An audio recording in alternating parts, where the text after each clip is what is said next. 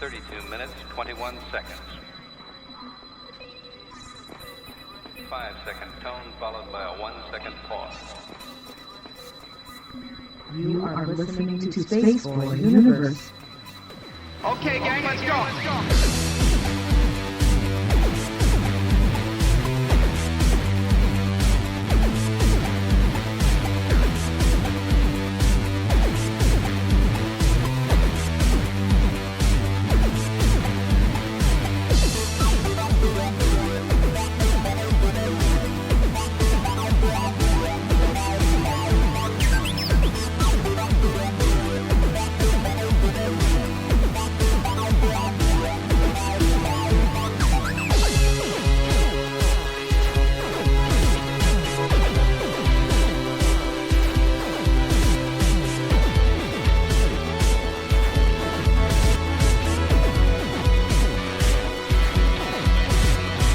From the space city called Houston, Texas, welcome to Spaceboy Universe, featuring Spaceboy and the lovely Surlana.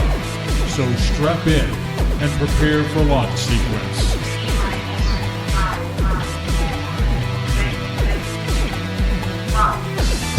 Greetings and salutations. I'm Spaceboy, and across from me is the lovely Surlana, and this is Spaceboy Universe. It is October 20th, 2018, and we're on show number 3.03. And tonight we're going to be talking to Spacecadet Michelle about prepping. It's a subject that's quite interesting, and we'll give it a roll. And it's not for the crazy people. It is for everybody that needs to put a little something aside in case of a rainy day. On that note, follow us on Twitter. That's at the SBU Universe. Follow Surlana at Surlana. Follow Spaceboy. That's me at Spaceboy Music. Make sure to hashtag your tweets tonight with hashtag SBU Universe, hashtag Space Cadets. In addition to Twitter, you can find us all on social media. Just search for Spaceboy Universe. You can't find us on giggles.com, that's for sure. I'm sorry. Let's see here. Get back on track. Thanks for derailing me. Hey, Space Cadets, you want to check out our YouTube channel. Man, it is growing by leaps and bounds. And be a part of the foundation as we grow that sucker into the stratosphere and beyond. We do more than the archive of shows there. There is video content from SB Music, video interviews, 2-Bit Gamers, and so much more. Hit that subscribe button. And I know my bell is a little weak tonight. See here, hit that subscribe button and click that bell to be notified when new content is available. Can't catch a show live? No problemo. Take the SBU on the go with you via Spreaker, SoundCloud, Spreaker. It's almost like it was getting ready to pour out of me to do the rest of this. Spreaker, SoundCloud, iTunes, iHeart, Media, and Spotify, because we're all over the universe. And on that magical note, let me bring in my lovely co-host who wants to run and abandon me, and that is Surlana. Well, that's what. Don't give me any backstory there. Yeah, so I don't know why you're making me giggle. I just your bell sounded like it was dying. So anyway, yeah, just hey, how's it going? It's going. I'm sorry, but I'm ready to go to bed. Yeah, but. I wish I could be laying there listening to me talk and in the darkness. He brought me breakfast in bed this morning, a sausage biscuit and a giant Dr. Pepper, and it was so cool. I want to say a happy birthday to our Space Cadet Fran. Today's her birthday. Wherever you are, Fran. Yeah, hopefully out in Arizona. Somewhere. Yeah. She's somewhere. Yeah. But happy birthday, Fran. Yeah, so we had our usual busy week of, our regular jobs and just coming home feeling like crap because the weather's been damp and not cold, not cool, but hot, but not like Texas hot, but not what we're used to. It cooled down, but it's also still kind of uncomfortable.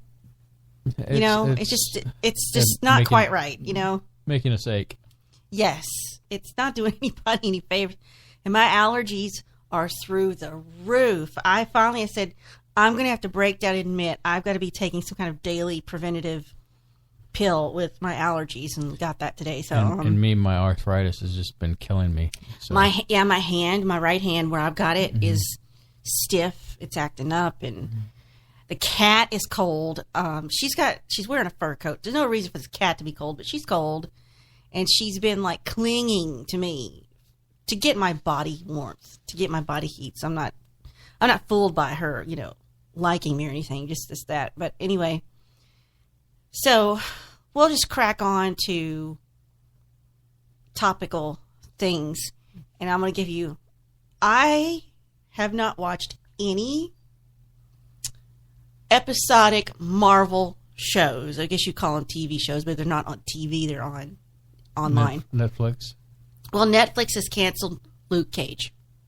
I just can't believe that. Well, here's my theory. Okay, I'm listening. If Disney's going to have their own service, Netflix is probably starting to cut their losses because they're probably all just going to go get picked up and put over on Disney streaming. So what would Netflix want with us anyway if they're not going to get to keep it, forever? So they're probably just saying, take it all. That means more room for our original content, I'm guessing. This is me speculating. So I'm thinking that's why. And this is only a week after they canceled Iron Fist. Right. So it won't return for third season. It is a surprise because people expected it to be renewed. It was a shame because they said Luke Cage consistently had been held up as one of the better shows in the franchise. Whereas, Steve, you can make me do it, Iron Fist was widely panned. Apparently Iron Fist wasn't that good. I don't know. I didn't see it. And distribution, here we go. Netflix and Marvel appear to be pulling back from their partnership. Doesn't come as too much of a surprise. So Disney is developing their own streaming service to rival Netflix out of their own catalog of content. But let's think about what Disney has. They have the traditional Disney movies, which also includes Pixar, and traditional animation and things like that. Then they have different production companies. They don't say Disney. I don't know if Miramax was one of those at one point. Well, Lucasfilms. Lucasfilms is now one, and now we have Marvel is under their umbrella. So they have almost enough content, really, to and then you got to factor in the Fox situation. Yeah, and then they could rerun old Fox content. So they've got enough to stream in perpetuity. So Disney announced it would end its distribution deal with Netflix last year. So I'm thinking this is what it's about. And while Netflix worked to try to retain those rights to the Star Wars and Marvel franchise, it seems those properties will eventually migrate over to Disney. It makes sense, but it's not going to happen overnight. Now, Jessica Jones and The Punisher got renewed for third and second seasons respectively, which leaves Netflix at least some, connected to that world, to the Marvel world, But I just think I think Netflix is cutting their losses. Like, they're going to take it all anyway. Just go ahead. And that just gives them more room for their own content. So I don't think they're thinking it's a bad thing, It's kind of sad, though, because Luke Cage is, I like Luke Cage. Reminds me of one of my friends, Elijah. I know Elijah. I joke around. I say, hey, Elijah, I saw you on TV the other day. But I liked that Luke Cage. I liked them in the comic books. And when they brought him to the TVs, I thought it was great. Now, as far as I've not been a big Iron Fist fan because his parallel, he seems a lot like the Green Arrow. I guess I'm saying it wrong, but I'm lost. Anyway, he's like Green Arrow. I don't even know who that is. On CW, the DC version of Snake of the DC version. I'm like, oh, honey, I don't care. I know you don't. But anyway, so the problem with that character on in the Iron Fist is that he could have been a lot stronger character, but he was just poorly written. for Marvel, and because when he got together with the Defenders, that's when all of them got together and fought together. He was really good, and the dynamics between him and Luke Cage was really good too. So I'm surprised that because I thought that these Netflix / Marvel things, they were actually produced and bought for by Netflix, kind of like what they did with Star Trek, where they paid for the rights to broadcast them internationally, and thus what happened was that they, in essence, paid for the dang Star Trek to be made. So anyway, it'll be sad to see him go, but I am eager to see the new Disney streaming service. I'll probably subscribe to it. Yeah, I bet you will. Because it'll have a lot of content. Plus, they're going to have the last 2 seasons of the Clone Wars are going to be back on, which that's a big thing for me because I enjoyed the CG animated show of the Clone Wars, and they're going to finish it off. So that'll be kind of cool to see, and how it kind of connects to Rebels, which was another Disney CGI animated. Your eyes are kind of glossing over there. Yeah, I'm ready to get on to the next things because it's just sort of like. Then go ahead. You're saying. Go. Well, interesting thing, and I don't know if you want to. One could tie this to conspiracy, if you want to make that leap. YouTube went down. Yes, and you didn't know about it until I told you. No, I knew about it because I was trying to watch YouTube when it happened. So I don't know where you get these ideas that what I'm doing at all moments of the day and night. No, all I know is if there's a light on under the blanket, you're still awake, reading. So it went down for over an hour during an abrupt worldwide outage. Mm-hmm. And I can't look at that because it wants me to turn down my ad blocker. So, yeah, I got it. It wasn't just me. I thought we were having a problem with our... Dadgummit. I thought we were having a problem with our connection because sometimes, Sometimes it happens more often than not. So where the modem has to be power cycled. It caused some massive confusion. What got me is worldwide. It was Tuesday night, and it was around the world. Half-loaded page showed the subscribed channels, but no videos. Mm-hmm. So it was empty boxes, Right. So if you Kinda clicked like on anything... The app was kind of like that, too. That's what I was doing. I was using the app. So if you clicked on any channels, it resulted in... You got a picture of a monkey holding a hammer saying 500 internal server error. Sorry, something went wrong. So... I didn't know that could happen, really. It shouldn't. Worldwide. It shouldn't because YouTube has all these backup servers. Right. And, so what's the deal there, I wonder? Well, if you're going to go with the conspiracy theory, it was said that something hit the moon. And go even further, that there was a fleet of UFOs that hit the moon. And it just, depending on which theory you want to spin. That's an amazing leap from YouTube went down from an hour to there's aliens on the moon. How do they connect these dots? Well, the video that I saw from this guy showed actually something interesting crossing. He was using those infrared glasses to see in the sky at night. Oh. And he saw this fleet of these dots go towards the moon and hit the moon. Now, I think it's interesting that wasn't that long ago that we had the issue of the solar observatory out in New Mexico be shut down, and all that stuff that went down over there, and then all of a sudden now you have this pop up. But it does go to show you that if YouTube wanted to shut something down, they could do it, and they didn't want something to get out, they could surely do it. Exactly. Well, a little disconcerting.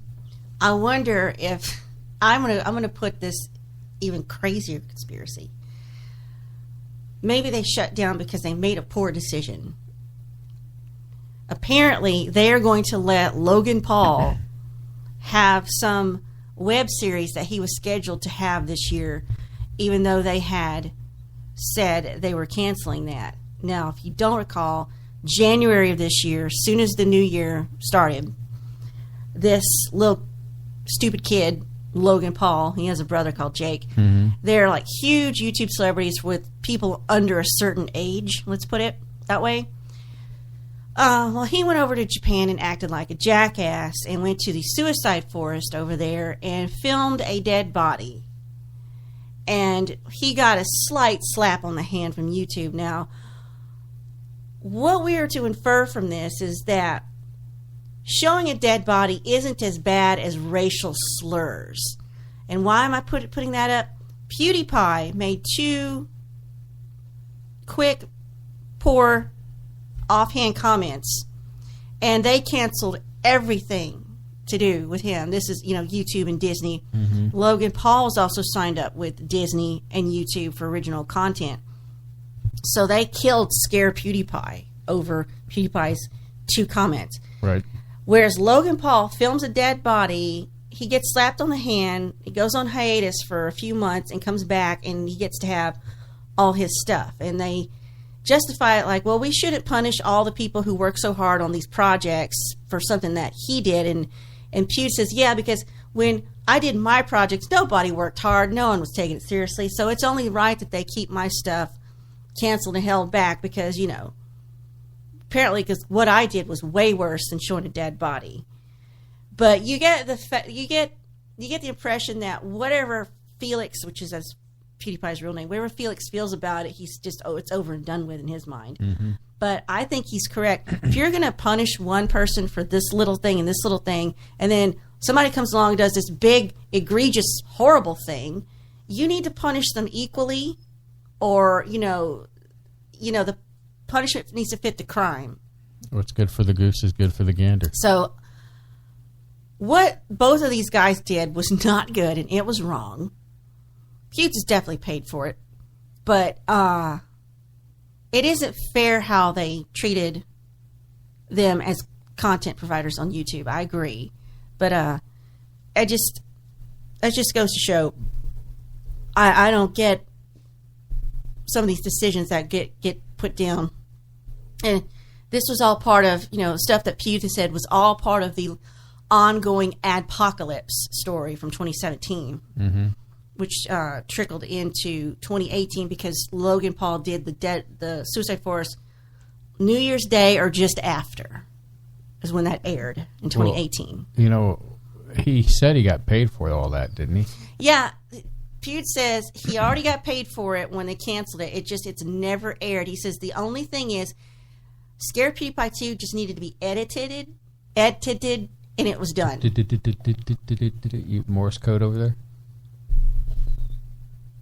At least that sound alive. Anyway, so... Well, I got a little zap because I was interested in the topic, and it got put to the side. Well, I just felt like you were just about to fall asleep. That's what it sounded like. So that's why I cut you off. Bev, we're a little early tonight, so... Yeah. So, only other thing I've got to mention is you and I were out earlier today, not too long ago, and we were at good old Walmart. Sorry, it's making me cough. We're coming up on the electronics section, and there's, Walmart's always got stuff in the middle of the aisle, the big aisle you're walking in. So they had this giant display for Call of Duty 4. Is it 4 that's out now? It's a video game, war game. And it's this big display. And what was cracking me up is there's display is, they've got all the poster and artwork for Call of Duty. And I don't know if you actually buy the game there, if it's some kind of, you just purchase a voucher or something. But next to the big displays, it's like every can of flavor of Pringles on this side. Then on the other side of the display, it's every flavor of Monster energy drink. So I'm like, holy crap, Walmart knows their demographic All they're missing perfectly. is Hot Pockets. So it's just like, it's Pringles and Monster Energy and Call of Duties. Actually, it reminds me of when I would hang out with my guys, friends, and when I was younger, and we would play games. And one of the things is that we would have the Totino's pizza rolls. Oh, yeah. Those are still pretty good. Yeah. That's definitely some definitely energy-eating food right there. I had one friend that we'd go spend the night at his house, and we'd rent a bunch of games and just play games. And his mom would cook breakfast, lunch, and dinner, and they had like tons of Coke, Coca-Cola. I was about drink. to say you're joking, right? I mean, that was a joke there, but no, they had tons of Coca-Cola products, and it was like one of the best weekends you could have: pizza rolls and drinking Coca-Cola. So, but yeah, you've got to have your snacks if you're for me it'd be Dr. Pepper. Serious about your gaming. Yeah. That makes sense to me. But yeah. I just thought that was. I've not seen a display like that before at our Walmart, so that was. I should have taken a picture of it. I wasn't thinking. My phone was running low, so I would have done it. Yeah, high on caffeine. Yeah. But that Dr. Pepper you brought me this morning from, was it McDonald's? Yeah. Holy smokes, that was like... Not sponsored. But I mean, it was just perfect. I mean, I don't think I've had one mixed that well in a while, because I'm sure that came from, it's a fountain drink, right? Mm-hmm. I don't know what it is.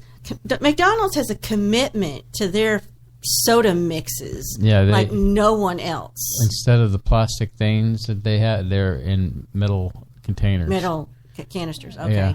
They're not in those little plastic things in a box. Some of them come in it's in a literal flat box, and I guess there's a plastic container in it, and the tubes hook up to the hoses, hook up to that, and the hoses run. Little thing that you have to scroll the nozzle on, and that's how it works. So one box has the syrup. It's syrup. And one is carbonation or something, or air. They have those canisters are usually in a different spot, but it's piping it through a thing where usually they keep it behind the back, and then they just feed it through.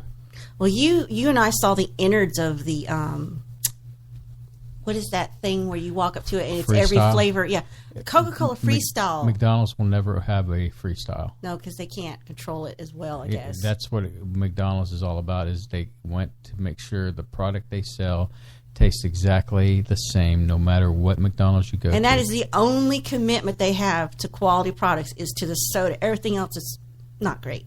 But the inside of a Freestyle machine is really fascinating. It has those boxes. It's almost like a printer. Yeah. I mean, if you want a diet Dr. Pepper with cherry, it's got to go get the syrup, and then it's got to get, I want the air, and I guess it gets a little water, and then it goes and gets the flavoring, and it's got to mix it all together.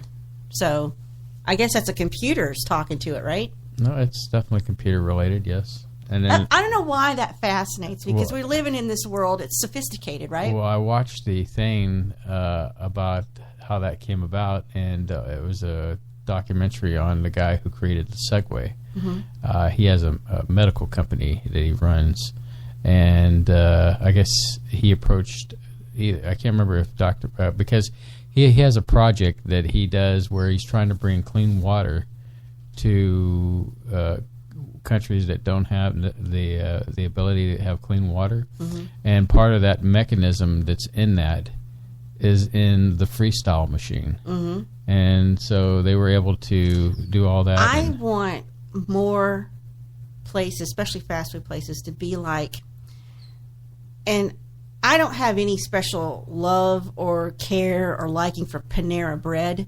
You just like it.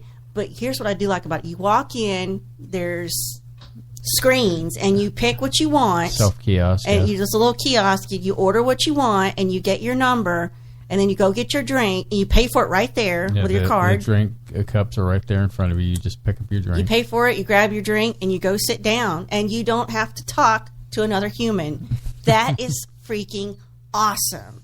I want more kiosks. Well, some McDonald's have this, some Jack in the Boxes, but I want less interaction with people. The less interaction I get with other people, the happier I am. Yeah, the McDonald's by the house has the kiosk. You can also but you know what was order, funny is that order it online and pick it up. when I went there one day and ordered off the kiosk, the lady behind the counter walked over there and watched me do it because she had not seen it done before or whatever. And Didn't you and I watch a video on YouTube where someone was filming themselves at the kiosk at McDonald's, and they were looking at all the, so you could watch them take their order, and then they every now and then they would kind of lean over to one side so they could film the fight that was happening on the other side of the monitor. So a fight had broken out inside of McDonald's, and they'd go back to their order, and then they'd film a little fight, and they'd go back to their order and film a little fight. So, yeah.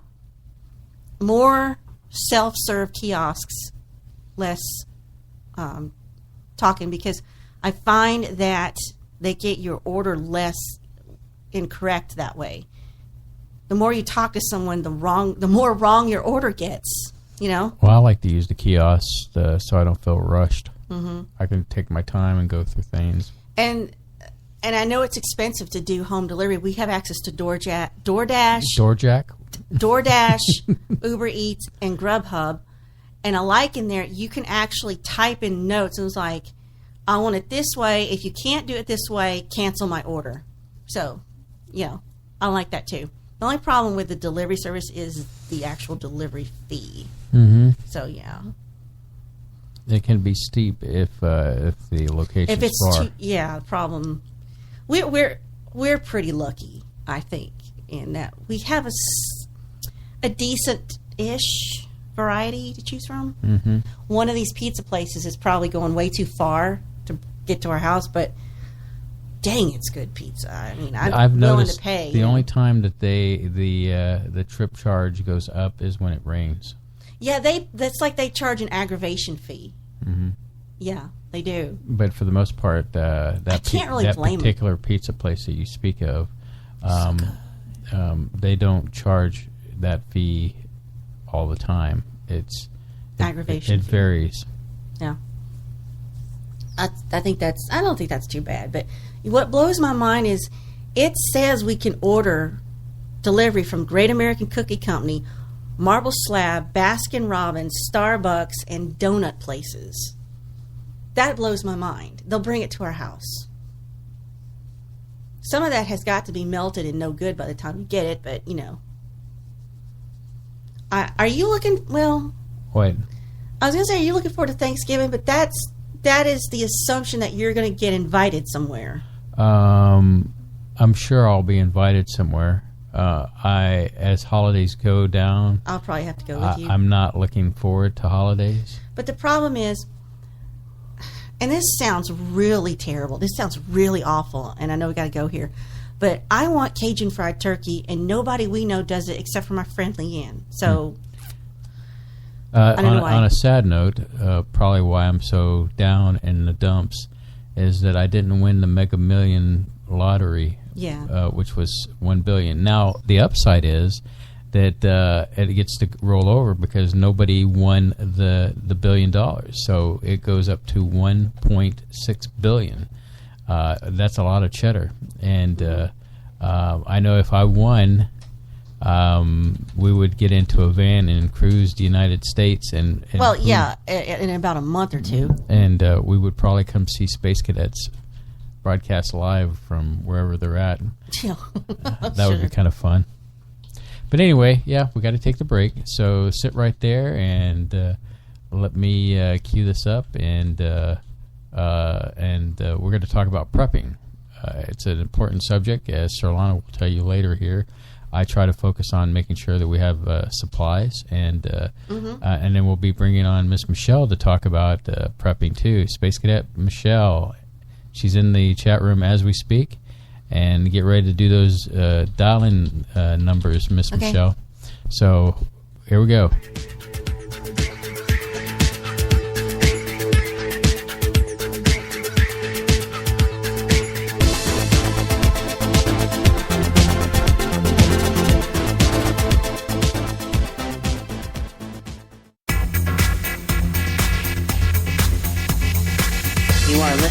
Spaceboy Universe on the SBU network.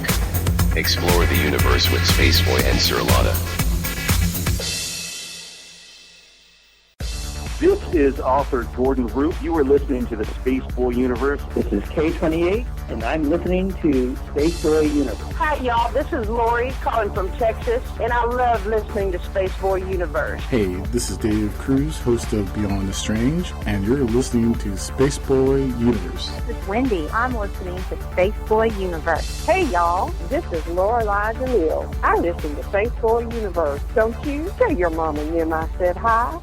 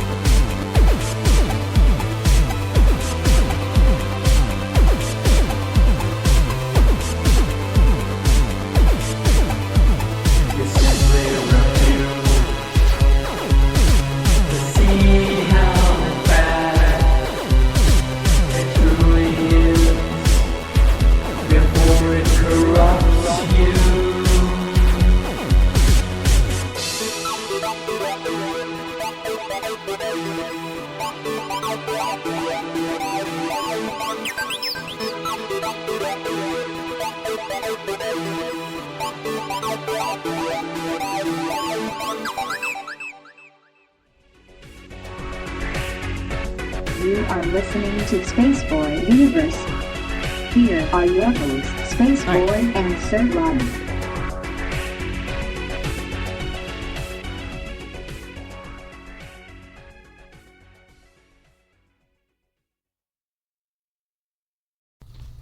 All right, we're back, and I think we came back quicker than I thought. So, Yep. Surlana, would you like to have the honors? Well, I forgot to ask for some kind of generic bio, but this is one of our glorious space cadets, Miss Michelle, we will just call her, and she has offered to talk to us about emergency preparedness and what all that entails and what we can do to prepare for some kind of emergency. So welcome, Miss Michelle. Hello, would you like a generic bio? Sure. Yeah, sure. Okay. Well, I'm Michelle. I live in Canada. I live in the Maritime provinces. I won't go too Pacific. Okay? Pacific. My brain's not going right. Anyway, and I'm a nurse. And in my spare time, I've kind of started to turn into a prepper. Mm-hmm. I also, I've been listening to this show since it started. Yeah. And from other shows, we already knew each other, and yeah, so hello, everybody. Hello. So how did you get into prepping? So you've sort of turned into it. What got you started on that journey? Well, I'm going to go back in time because I haven't been doing this a long time. Okay, that's fine. I don't know if you guys remember, but things, I didn't know about these 72-hour kits. Where I live, we're almost, if you want to, in knowledge of things, if you want to rewind 10 years back, right, we're like 10 years behind everybody else. And that's not exaggeration. Mm. You know, like the idea to do these things is like, there is no, like, I understand other places, I've looked online, they have prepper communities and stuff like that. You know what I mean? Like, where they can reach out and talk to each other and whatnot, and they're not that far away from each other physically. Here, I know nobody that's really dug their hands into the ground and done this, except for perhaps a handful of Latter-day Saints and stuff like that, and I'm not one. But I have gotten a lot of good information from them through time. Right. Because that is what they do. But anyway, no, it is. It really is. If you grab your hands onto any Latter-day Saint woman you can find, the Mormons, they may think, they say, oh, I really don't know a whole lot about that. But by the end of your conversation, you have just imbued yourself with more knowledge on what to do than you know what to do with. No word of a lie. They are the information stage there. That wasn't a plug for them. That's the honest truth. And I totally agree with you. I was going to say, Miss Michelle, is that a former boss of mine is a Mormon, and he would talk regularly about having his year supply of backup food prep, even donating some of it from time to time for when there was an issue with somebody who was in need, and then they, kind of went back and forth on that. Yeah, no, definitely. So they are really a good resource to if you're just starting out. They're a good resource to get to because they know where to start. You know what I mean, like that. If you get a good one, when I say a good one, somebody really is going to take interest in what you're doing. But myself, what really got me thinking is what to do was way back when, do you guys remember one going through that storm system? It was a hurricane, I believe. It actually knocked out a major city near me for 2 weeks, and it's the first time in my lifetime that a hurricane actually hit and took out land here. And it's the only time I can remember. Wow. And if I remember correctly, they equivalated it to the second worst thing since the Halifax explosion. Wow. Yeah. So it was a big ordeal here. I was going to say, it must have been an eye-opener for you to 2 weeks. Well, 2 weeks, yeah. It took and I don't live in the major city, so I wasn't affected like that, but it was an eye-opener. It happened on home ground, and we don't have devastations like that. We get the tail ends of hurricanes, and things are windy, and a tree falls down, and now and again a tree falls down on somebody's house, but not everybody's house. Mm-hmm. Not power out for like a month in some places. You know, like there was none of that. Well, that winter following, we got what they called white one. And I lived at the time in a place where if power is restored, we get it back first. I had 3 small children, and the power went out, and it was out for 4 days in the middle of January. Oh, my goodness. Worst time. Yes, and I had 1 kid with chicken pox at the time. It was messy. And after that, I started thinking, what am I going to do when this stuff happens? This happens again and again. And it didn't happen again until we got a tail end of a hurricane, and it hit some major power lines, but it didn't destroy anybody's homes or anything like that. But we got a tail end in the fall. It was in the fall about 5 years ago, but it knocked out power for quite some time, like days. And I thought to myself, I keep on telling myself I got to do something, but what do you do? Right. What do you do? And then I started, because I was getting more online, because my kids were growing up. You know what I mean? They were leaving the nest, and I was online more because it was more frequently available to me, and you start seeing resources and stuff. And I've always been big on canning and whatnot, so that's like not anything unusual for me to do, but to go as far as I have this year is amazing. This is something, as I said, everybody does it, they gradually work their way up to it. But emergency prep kit was something not until last year I started working on. And it is amazing. Now, a prep kit is a hard thing to put together because you don't put it together and put it away and forget about it, because you have to constantly change things out in it. Right. Unlike they tell you online. And you need certain things. Now, I do have a list up here because I said there's no way I'm going to remember everything, right? Right. And I do have a paper in each one of my emergency kits, and I was so jittery about this that I'm like, I'm not going to take it out because I'll forget to put it back in, and you know what I mean? But in each one, see, I have a household of 4 people now. I care for my parents and my son, he has autism, and also I work full-time. So I have equivalent of 4 kits.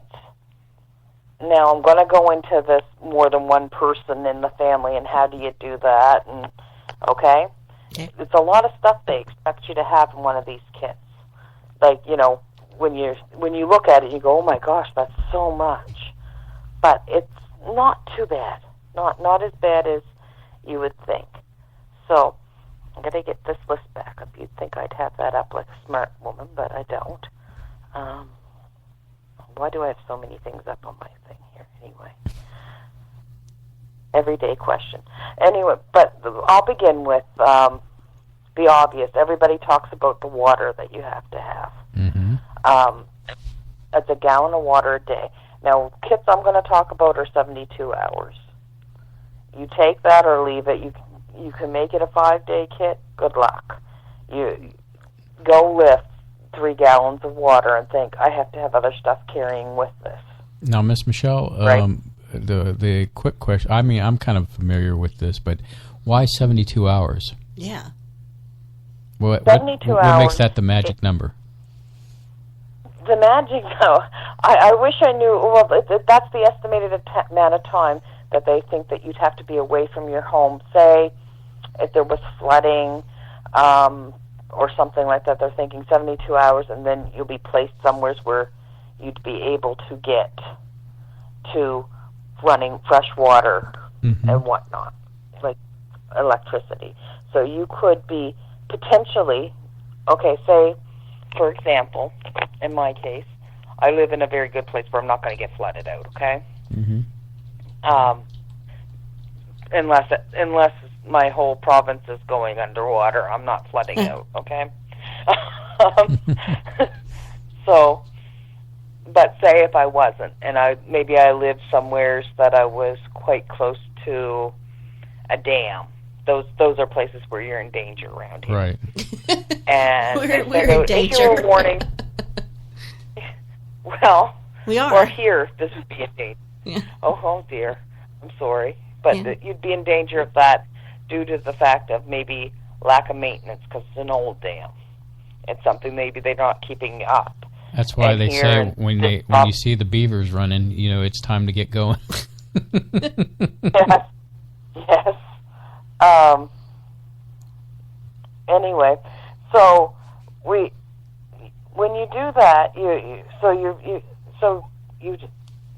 let's say I was gone to work, didn't get the messages because I didn't watch any TV, haven't really looked on anything media-wise. I worked all day, and I come home, and I get in my house, and I don't know that they have, for the last 4 hours, sent out emergency warning to evacuate said area.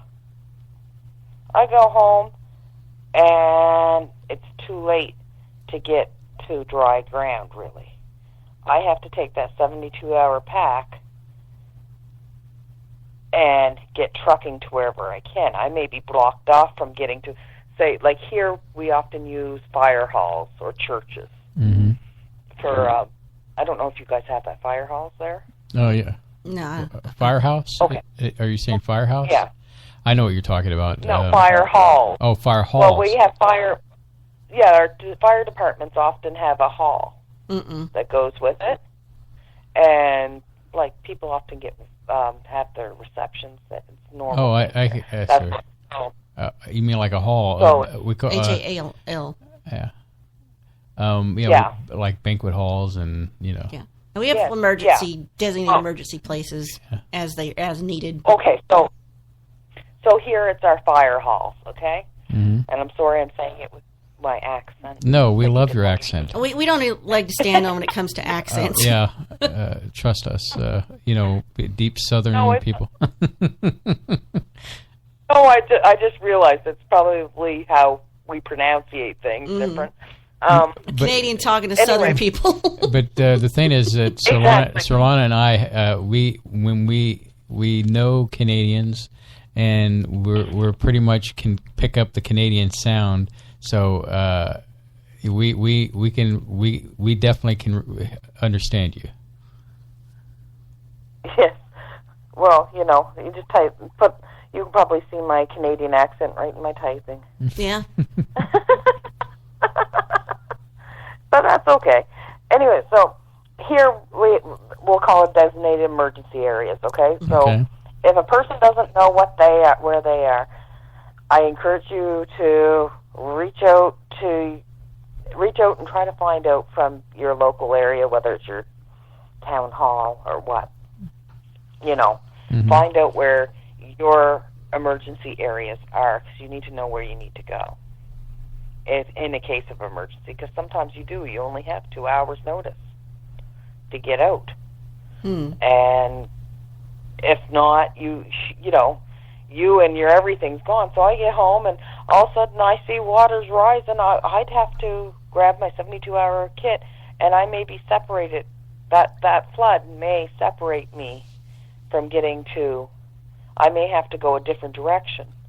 Right. So I may find myself camping out in the woods somewhere, because there's a lot of sparse areas here where we don't have a lot of housing. We're not side-to-side housing in most places here. Okay? So that being said, I could find myself camping out in the woods for a couple of days until the water goes down that I can get back to my home. Right? Right. So the idea of 72 hours is it takes 3 days to get help to you, to where you are. Okay? You could also find yourself here, now probably not in Texas, but where I live, we can get a lot of snow. A lot of snow. And you could find yourself snowed in and the power's out. And when I say snowed in, I have woke up before to opening my door and the whole doorway is full of snow. I've seen that on YouTube and whatnot. Yeah. Yeah, it does happen. I've actually lived it. I remember my old cat Jamie. God love him. He's passed away at the age of 20. He passed away, but he didn't make it through the winter. A couple winters ago, I got up and I go to get out to go to work because I was called in, and I go to open up the door, and the door's nothing but snow, and he stood there, and he looked at the snow, looked at me, and stood there and peed on the mat. And I looked at him, and I said, I feel like doing the same thing.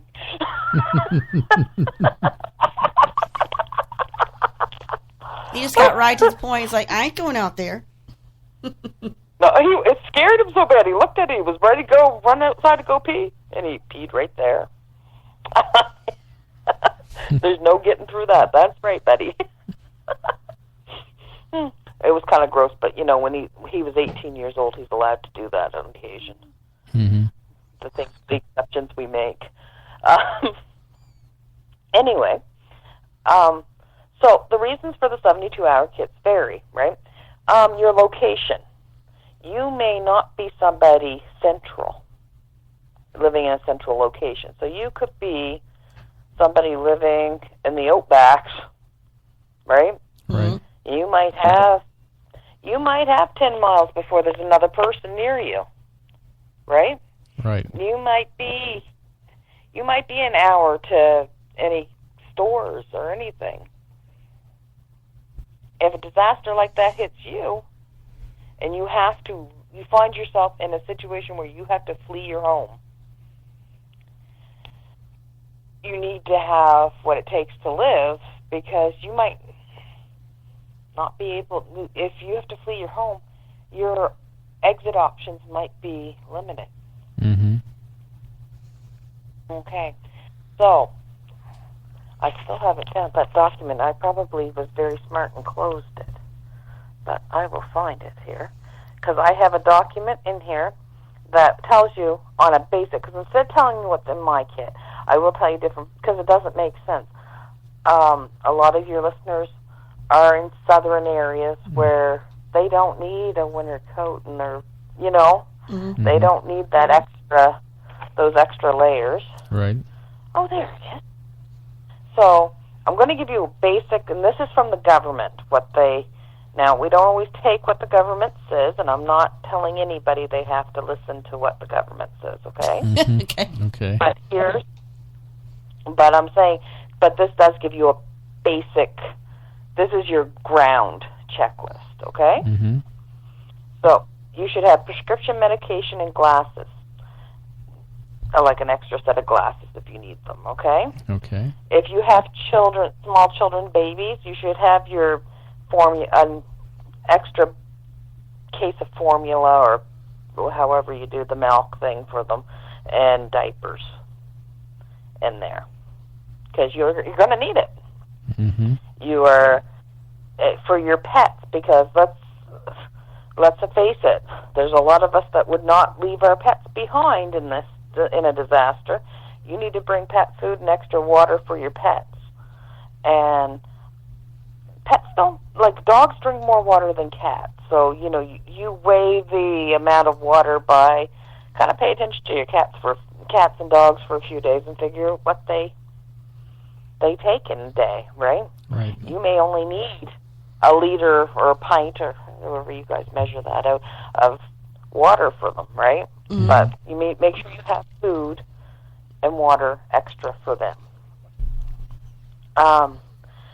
In case of floodings and such like this, you should have photocopied important family documents such as copies of your insurance policy, identification, bank account records, and it should be put in a waterproof container. A simple Ziploc baggie does that.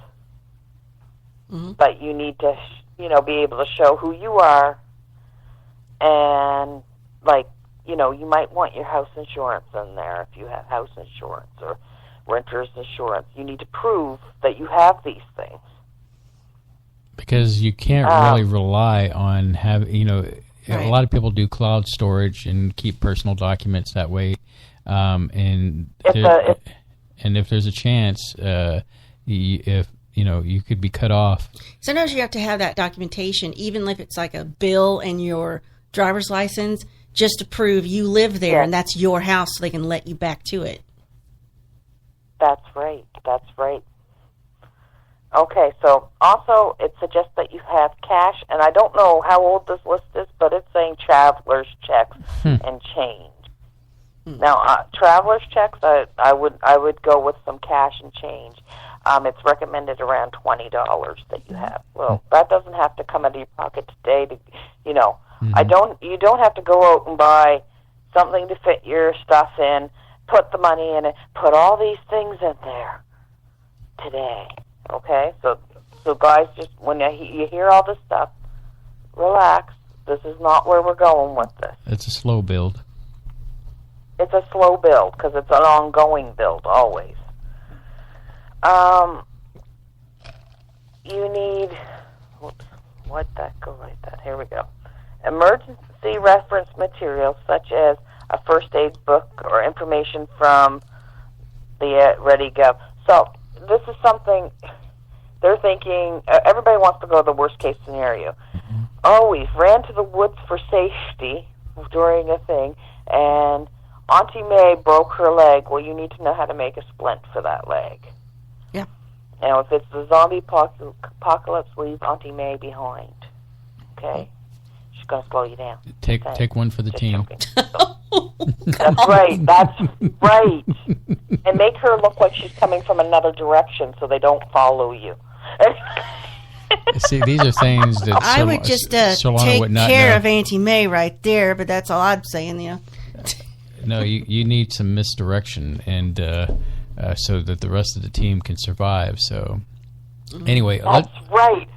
All for Auntie May is sacrifice. So let's hold it right there. We're at the top of the hour, Miss Michelle. So let's take our break, and this usually goes pretty quick. You've been on one side where you've listened, but now as a guest, you'll see how quickly the show goes. So here comes our break. Okay.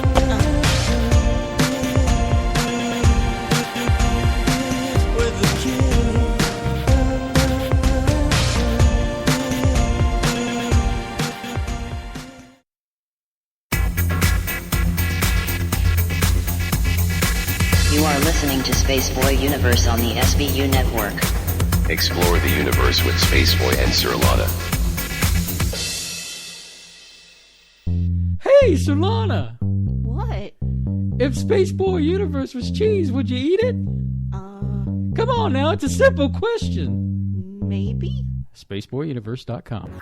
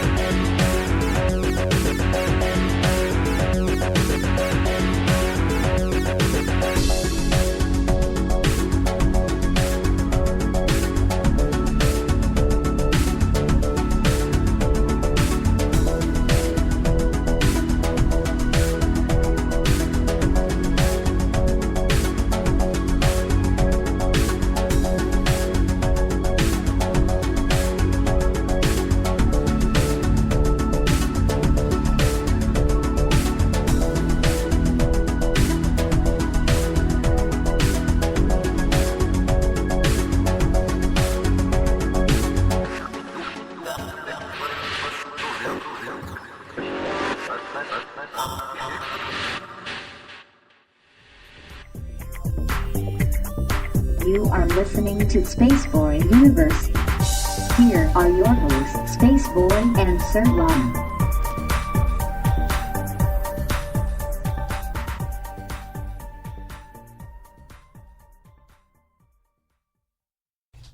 All right, we're back. We started talking about guests that are coming up, and it's going to be some great shows coming up in the near future. And Miss Michelle suggested a person. We won't say about it right now, but if we can reach out to that person, I think that would be a pretty good show. Wouldn't you think, Surlana? It would if you had someone else to co-interview. Yeah. This is the same thing you took when we tried to get what was it, Stan Romanek on it, or even discussing the Stan Romanek. We didn't try to get him on. We were just discussing it. Made me nervous. They didn't know what it would bring upon ourselves. Well, we've got a great guest on tonight, and so Space Cadet, let's continue. Yeah. If you were in the middle of a list, you can keep going. If not, I think the last thing you were talking about was like a first aid book of some kind. So that if you needed to do some basic triage, at least you'd have something to go off of. Learn how to do a tourniquet, type of thing. And then, of course, we were talking about if you were being chased by zombies. Cut your losses. Cut your losses. Literally. Yes. Let Annie Mae go. Let her go. No. But yes, I was going by a list here. Go ahead. Now, to me, having that first aid kit is stupid. I'm a nurse. Okay. I can make a tourniquet. I can make. You know what I mean? So when I go, they say this, well, I have to stop and realize not everybody knows how to do this stuff. I think it's simple, basic, but not everybody knows how to do that. So you can only know what you've been taught, right? Exactly. So for instance, CPR seems intimidating and complicated. I'd probably just have to let that person go if it was just me and that other person. Like, well, I hope you lived a great life. See you on the other side.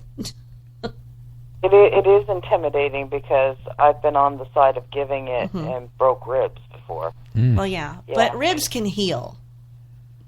Yes, they can, but it's a really gross feeling. I'm going to let you know that. Okay.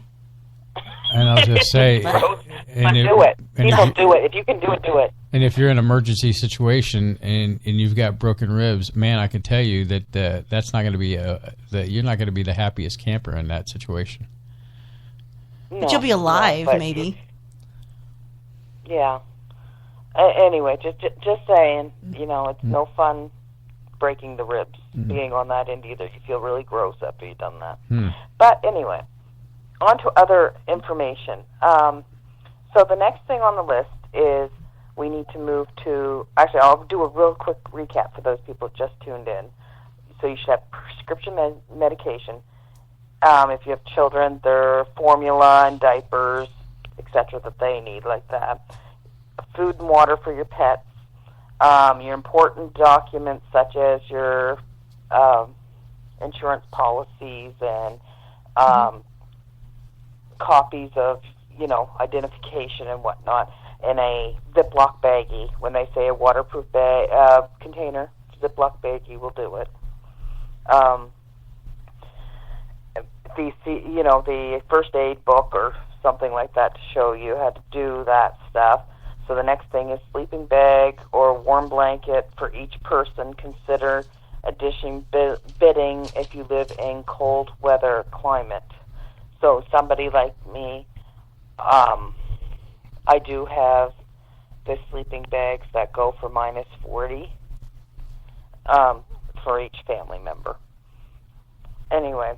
But that would be. But I didn't buy them all at one time. You buy one here, one there, or watch for them to be on sale, stuff like that. It's a game. So the next thing they talk about on here is for your water, in case your water has sat too long. But I'm going to circle back to that in my discussion. So sort of avoiding the list that says household chlorine, bleach, and a medicine dropper. Because when it's diluted, now I will tell you what this is, and this is a government thing, so it's not like I'm not advising you to do this, but according to this is when diluted, 9 parts water to 1 part bleach. So say So if you had 9 cups of water, you'd put 1 cup of bleach in it, okay? Mm-hmm. Okay. That's what that means. In an emergency situation, it can treat water.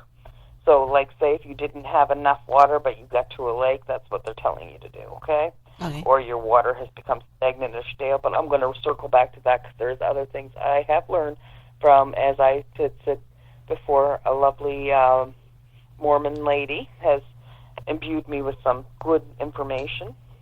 And I found, I go back and research it. When somebody tells you something, go back and look it up, see if you can find some verifiable references that this is good information, right? You don't want to do something that's going to kill you. Right. The next thing they say is a fire extinguisher. No. I am not lugging 4 fire extinguishers. In the end of the day, I'd be the one lugging 4 fire extinguishers. Why would I do that? But it says that in here, that you should have one. Comfort zone, maybe if you live in a dry climate, that might seem pertinent. Matches and a waterproof container. Now, you can go somewheres to some fancy store and you can buy your matches already put in a nice little container, and it costs you, $20 or so because of the premium matches in the perfect container. I am going to tell you to go to your local dollar store, buy a big thing of matches, boxes of matches, right? Yeah. And pretty much everybody who's listening here has or knows somebody who takes a prescription, right? Mm-hmm. Or has an empty, Tylenol bottle. Those are waterproof. Stick those matches in that free bottle. You just spent $1. And you've got your, label it that it's matches so you know when the emergency happens that you know what it is. Okay. Paper and pencil. Now, this is in case you need to write something down, leave messages, right? I would extremely suggest that you have more than just 1 pencil and 1 piece of paper. Mm-hmm. Get a notebook, right? Every Christmas, we all get these useless gifts. I like to call them oh, great, more things to fill my shelves with nothingness, right? And, and never ends, you get a writing set. Mm-hmm. Well, those say to me, I can't be bothered to care about you. It says, I thought about you when I seen this lovely lavender thing. I don't like lavender. Okay.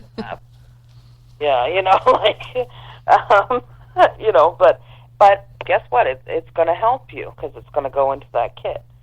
Also, it's also recommended that you have books, games, puzzles, or other activities for children. Well, I think adults even enjoy something, a diversion Cards. From what's happening around you. Yeah, and right? you could play poker for, winning other materials off of other people. You could say Well, a couple packs of cards isn't going to hurt nobody. That's right. Recommended items to include in your basic emergency kit is 1 gallon of water per person per day for at least 3 days of drinking and sanitation. So, this is expected to last you. You're drinking, you're eating, because most of your food is going to require some water. Mm-hmm. You're going to have to clean what you use with, presumably, and you're going to have to wash yourself some point. You know what I mean? Just to feel human again.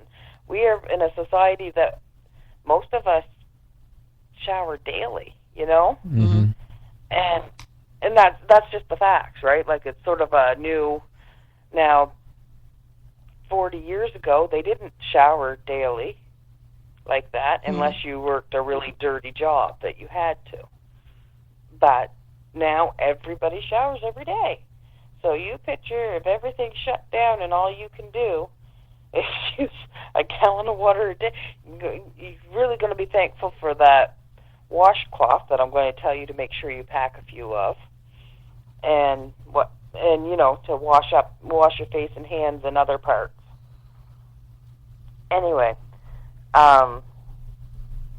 So you're going to need food, at least a 3-day supply of non-perishable food. Well, there is non-perishable food, but that's almost non-existent. Good luck finding it. You're going to find you'll be rotating them out of your bag, okay? This is where I'm going to get it. I'm going to go down this list really quick, and then I'm going to back up and tell you this is what you really need to do, okay? And this is stuff what? Go ahead. No, we're agreeing with you. Okay, so you need a battery-powered or hand-crank radio and extra batteries for that so that you have a chance to check any news out that might be going out. A flashlight and extra batteries. A first aid kit. A whistle to signal for help. Because if you think you hear or see somebody coming, unless it's the zombies, you might want to whistle. Unless we find out the zombies are scared of the whistle, then we'll sit there and blow for days. Mask to help filter contaminated air, plastic sheeting, and duct tape to a shelter in place. That they're referring to if you need to make a makeshift shelter out of a tarp, and we'll go into that a bit too. Moist towelettes, garbage bags, plastic ties for personal sanitation. That means that's what's going to become your toilet. Wrench or pliers to turn off utilities. Now that's if you have to leave your house in an emergency, you want to turn off your water, you want to turn everything off, right? Mm-hmm. So you need to have a wrench. You don't need that in your bag, you need that outside of your bag. I don't know why they think that needs to be in your kit. It should be sitting beside where you need to turn that off, because in a case of emergency, you can't be digging through that bag. A can opener for food if you have canned food, and I'm going to go back to that again. And local maps, because chances are if everything's down, everything will be down. You won't have internet access. You can't expect Google Maps. Yeah. And next important thing is make sure people learn how to read the map. That's really important because a lot of people don't know how to read the maps anymore. Mm-hmm. Google Maps tells you which way to turn. Anyway, so I said I was going to circle back. So I'm going to give you an idea of what 3 gallons of water is in other forms. If you buy a 24-pack of water bottles, the 500 milliliters, I believe that is 3 gallons in itself. Okay? So that's a lot of water to be lugging each person. Mm-hmm. Yeah, it is. Also, you're going to need plates. You're going to need a plate in there, and you're going to need a pot. Camping gear. That's something this hadn't said. But you need something to eat off of, right? Or out of. Even if you just had a pot, and if you'd figured out what you will eat in this circumstance, you need to realize you're talking 3 meals, but you want comfort. Now, I promised Bev I was going to say this because this is the honest truth. In my emergency kits, I have cookies in the mall. I have a package of cookies. And cookies, well, for example, I'm eating a pack of cookies. I'm not eating them right now, but I keep them here because I like them. My mint chocolate chip cookies, and I brought them down because I want to look at the date. It's May 2019. So we're going to say every 6 months you need to go into your kits, right? So, I budget mine into shopping, okay? So every 6 months you need to go back to your kit and take out the old food and bring in new food with better dates on it, and knowing that it's good for 6 months. Can openers, before you put them in your kit, go to the dollar store, buy your can opener, bring it home, test it, make sure it works. I'm not joking. No, it makes sense. Yeah. I don't do well with electric can openers. I don't know what it is, what's wrong with me or them. but they do not work for me. In fact, they're my arch nemesis. Ours is broken right now. It won't actually open a can. No, I've never been able to make one open a can. I can never do it. I can't seem to figure out how to get that thing to work. Somebody else will come by and go, and I'm like, yeah, it hates Show me. off. Anyway, yeah, show off. What are you doing? Anyway, so I had an incident where my can opener broke. That was, and it was my only one I had in my drawer at the time. So I'm like, oh, great. And so I went down because I knew I had can openers and my emergency kit. So I took out one, came upstairs. It didn't work. I went down, grabbed the other one, grabbed the other one, grabbed the other one. None of them work. That can was some... Have you ever... I imagine everybody's done this. Looked at the can after you beat it open with scissors and a hammer. You know? Yeah. You know what I'm talking about, right? Mm-hmm. That jagged edge opening because nothing was working, so now this can must be beat to death to be open. Mm-hmm. Anyway, so from now on, when I get can openers, you know, like I tested each one, you know, and I didn't buy expensive ones. I did go back to the dollar store and got them, but I tested them before going in the bag. Make sure they work. That's important. Another thing, batteries, even though they're in their package, when they're 10 years old, they don't have a lifespan anymore, really. Right. They go dead laying there. So when you buy, I don't know, do you guys have a giant tiger in your area? Do you know what that store is? Is this a metaphor? No, we don't. No. It's a store. Well, that sounds freaking awesome. No, we don't have that. Well, it's called Giant Tiger here. Anyway, it's a store that I go to, and I can get batteries. It's sort of a smaller than Walmart, but bigger than the dollar store. Like, you can get food there, and you can get, you know what I mean? Like, it's like a smaller size Walmart. And sometimes you can get really awesome buys. They have batteries there. I get them for like under $3 for this long package of all kinds of batteries. I don't know. I think it's 12 batteries, right? Right. And they work perfectly fine. I'm not a brand name girl. Never was. So they work perfectly fine, and you can get them cheap enough that they're actually, you know, it's better than spending... Here it's like $12 for a package of 4 door-cell batteries, you know. So they work better. It works out that I'm really saving a lot of money buying these batteries. Okay. Right. But I make sure I have tons of batteries in there, but I circulate them out. So when I buy new batteries for the house, I take them down to my bags, bring out the other ones. So how did I get them in my bags and be able to say I really didn't feel the pinch? When I was buying batteries, instead of buying 1 pack, I bought 2, tossed 1 in. You know, and cycle and repeat, right? Anyway, and same with buying the can openers. I bought 1 every time I went shopping, right? And so I didn't have to feel the bite of buying, even though that's not a big purchase, don't get me wrong, but for some people that's a big purchase. Mm-hmm. You know, that's costly through their budget, right, to what they're bringing in. Same with the cookies. When I went out and bought cookies, I waited till a bunch of cookies went on sale, and I knew I was going to put some on the shelves, right? So I waited, and I hit a sale. And I'm going to say, I don't know if there it's a good price, but here it's a good price. $1.77 was an awesome price for brand name cookies, okay? So I bought 10 packs, put a pack in each one of those things. There were still 6 packs in the cupboard. You know what I'm saying? Right. Mm-hmm. It didn't make anybody feel like, oh, well, there's cookies in there and I want them.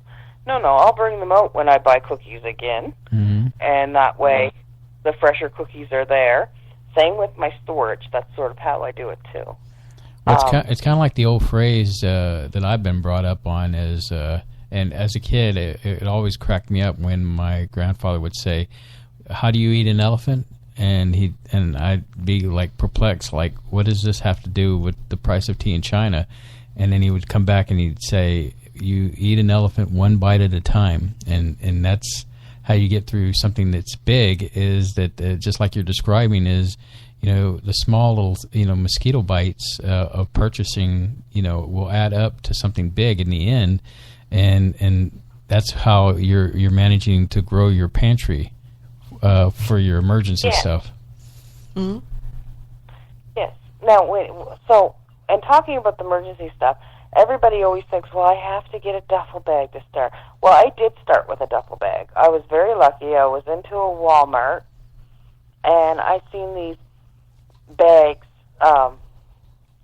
hockey bags, but I don't think that our Walmart intended on getting them. They got shipped to them by mistake because they had them marked for $10. Now, that size, that quality of a bag, right, should be, but it wasn't a brand name, right? It didn't have a brand name on it. It doesn't have a logo on it anywhere. Big, bright red.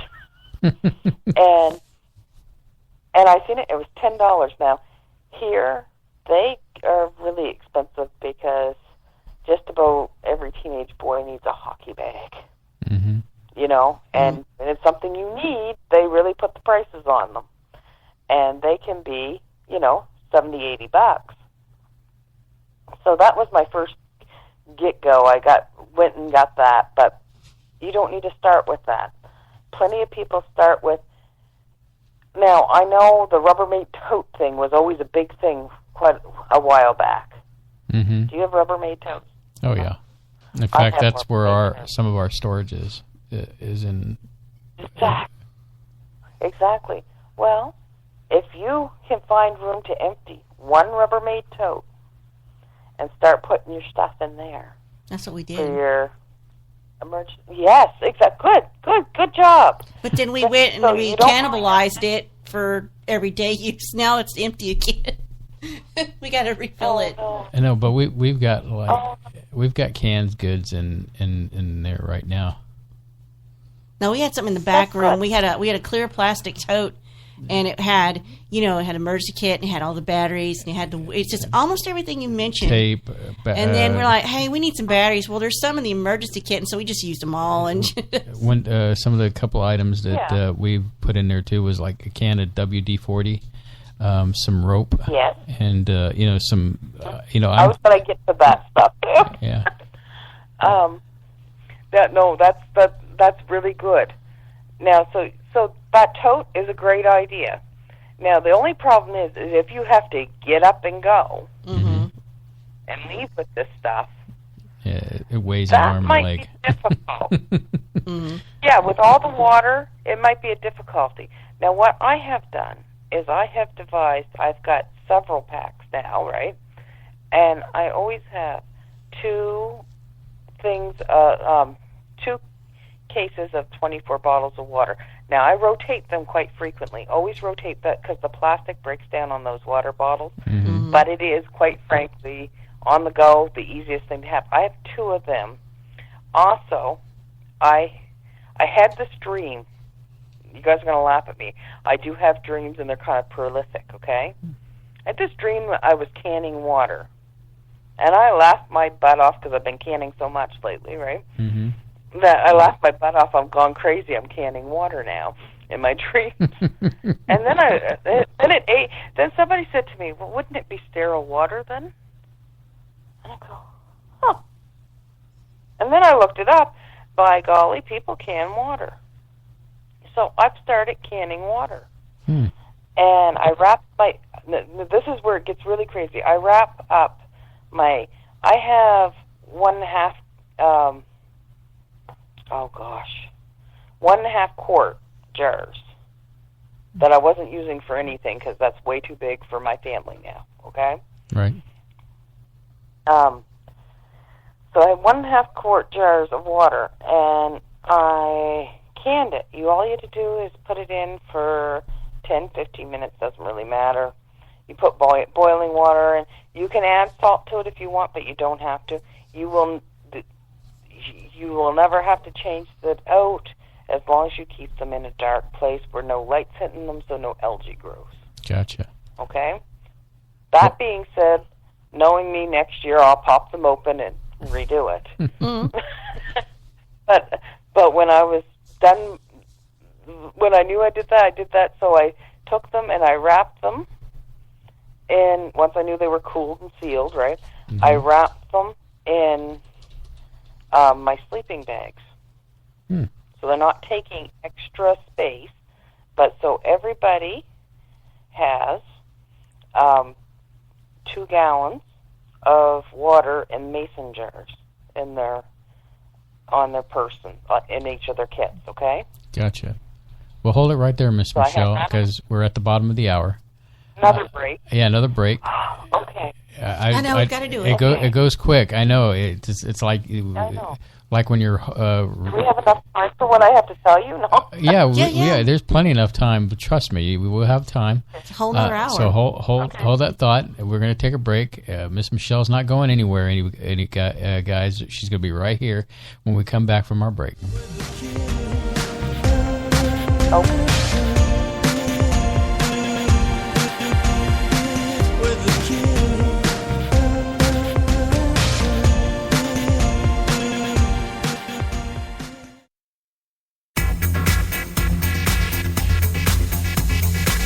You are listening to Spaceboy Universe on the SBU network. Explore the universe with Spaceboy and Surlana. Hey, Surlana! What? If Spaceboy Universe was cheese, would you eat it? Come on now, it's a simple question. Maybe? SpaceboyUniverse.com.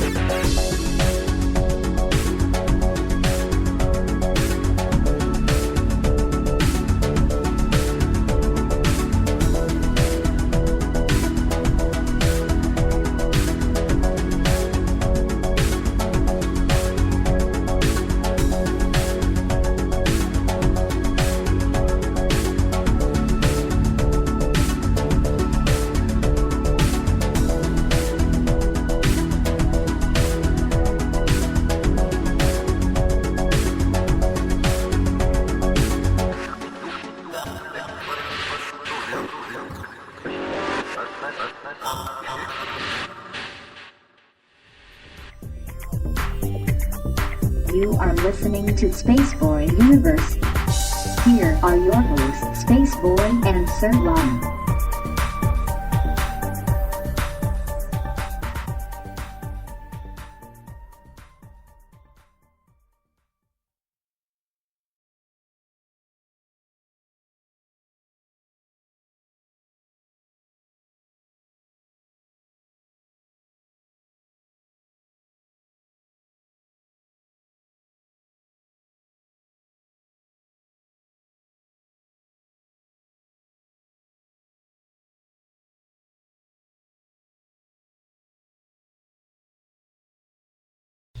Okay, blame it on Spaceboy.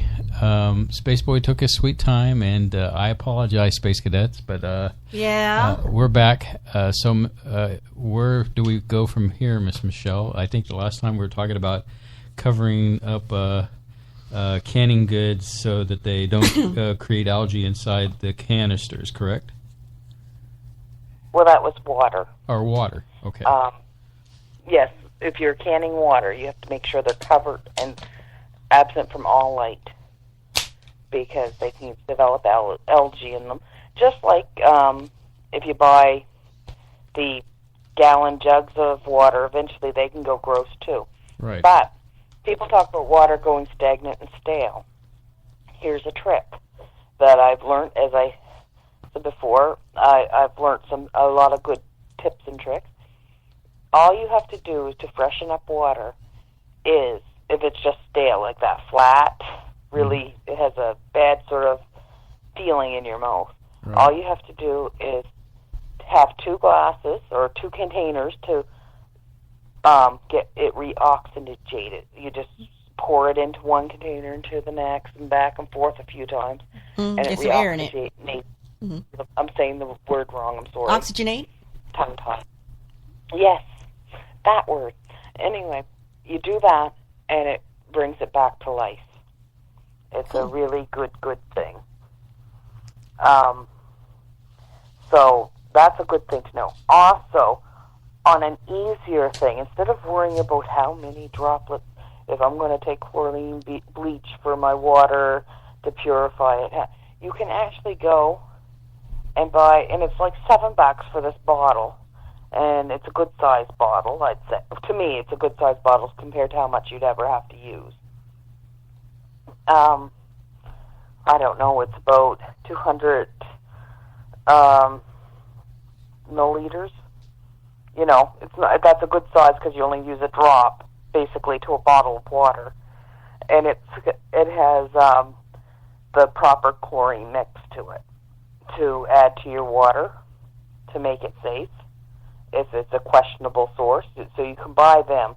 And it's only about $7, so if you, at some point you're in a store and you happen to see it, a hardware store, someplace like the Home Depot, I think they sell it, you grab one, and that's one of those things that pretty much lasts forever.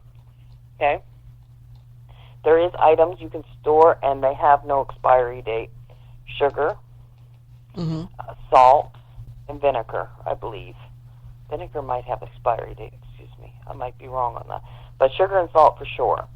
Now, I always think salt's a very important thing because it is a cleanser. So isn't vinegar. I'm about to give you guys some tips on small micromanaging, getting these things into your thing without saying, you can go to the dollar store and buy a couple things of salt. That's easy enough. But you really don't want to take a great big container of salt for a 3-day emergency, right? Mm-hmm. You know, just about every one of us goes to these fast food places and gets the little packets of salt, save them and throw them in there. Throw them in your kit. You'd be surprised in, a couple of months how many of them you have. Same thing is ask for vinegar when you're getting your fries. They have those little pouches. I don't know, maybe they don't have them in the States, but there's like the ketchup-sized pouches. Mm-hmm. Yes. Of vinegar. Get them, because vinegar cleans everything. Vinegar will sanitize everything. It's an owie, yes. If you have a cut, you want to more likely dilute it with water and clean it with water. But say you're trying to clean pot or something like that, you want some vinegar. And one of those pouches of vinegar will clean all your dishes. Wow, cool. Yes. Yeah. Because I believe it's 2 tablespoons in one of those things. And you can put 4 gallons of water to it, and it's very powerful. And I tell you this is how good vinegar is. Nurses, where I work, we use vinegar to clean out catheter bags. Oh boy, that has to be a total. That's a sterile environment. Okay, it sterilizes it. I know that's gross. I'm sorry, guys. but the truth is, it sterilizes it. There's no better cleaner out there. And there's nothing cheaper, really. When you think about it, the little bit of it that you have to use to do the cleaning, to the amount you pay for a gallon jug of vinegar, right? So, guys, now while you're going to these fast food places, can I have some vinegar with that? And you've thrown that into your kit. You'd have to do that at Long John Silver. That's where you go. Yeah. There you go. It's the new mission. I know it sounds weird, but once you get doing it, you start giggling. Look at all this vinegar I have. You know what I mean? Like, you become the Gollum of vinegar. Well, no, it's weird because it's one of those things that it's exciting. Because all of a sudden you start feeling it build up, and, well, that didn't cost me anything extra to do that. And this is not weighing my bag down or taking up a lot of space. I do recommend you put your vinegar and your salt in 2 separate baggies, Ziploc them, because you don't want salt packets getting wet. But also it measures out your salt for you too, right? Right. And if you need it to have saline solution, like as I said, my water that I can, it's sterile. Unlike the water that you're drinking out of your bottle. Guess what? That's not sterile water. You can clean a wound with my water. You add a little bit of salt to the portion that you need to use, and you've cleaned a wound. Wow. And you might think a little scratch is no big deal. Well, when you ain't got nowhere to go clean it properly, it could become a big deal. Staph infection or something to that. Yeah. That's exactly. You could be preventing yourself a lot of trouble there. So there's some ideas there on this cost me nothing to put in there. Food. Make sure you have food in there you like. Mm-hmm. For example, my son is autistic. He sits there, and he's a very smart boy. Don't get me wrong. I don't mean anything by this. But he has a serious problem where he doesn't eat. You have to tell him to eat. And sometimes with the food plate sitting in front of him, you have to remind him, pick up your fork and start eating. Right. You have to prompt him quite a bit on these things. But I know one thing, he will eat if it's sitting there in front of him. Potato chips. And his bag, I have 3 bags of potato chips, because at least then, if I'm separated from him, I know he's going to eat them. And so put in your bags what you're going to use. For me, I need warm clothes, because even on nights, unless we're in, like, we have like 2 or 3 weeks in our summer where it's balmy hot all night. But after that, we have cooler evenings and stuff. Mm-hmm. I know I need dry socks. Now, there's bags you can buy at my dollar store. I don't know if you guys have seen them there, but they're vacuum bags where you stick a vacuum cleaner to them and suck the air out of them. Mm-hmm. I make sure, because I live in a wet climate too, I have 6 pairs of socks for each person, because you may have to change out your socks several times. Right. I have spare shoes in each bag for each person, because you're probably going to have to change your shoes out. You're going to have wet gear, right? Right. But you need to change your socks out, especially if you're outside in a wet environment. Even if you're out hunting for a day, you'd want to just take your shoes off and change out your socks, just because we are in such a wet environment here. It brings a lot of relief to your feet. And your comfort is a big thing. So I want you to look at this and say, this is for my future. If an emergency, I am comfortable. Mm-hmm. Right? So at Christmas time, when Grandma gives you, Grandma and your aunt and your cousin Betsy all give you socks, and you now are overwhelmed with way too many socks, take half of them and set them aside for your 72-hour kit. Vacuum seal them. Now, I get these bags that I vacuum seal, and you can reseal them, right? Mm-hmm. So you put clothes in. Now, the important thing about that is you don't want to just leave them, because, as everybody knows, your figure changes. In 3 months' time, I could be heavier or lighter than what I am now. Right. Same with you. Same with everyone, right?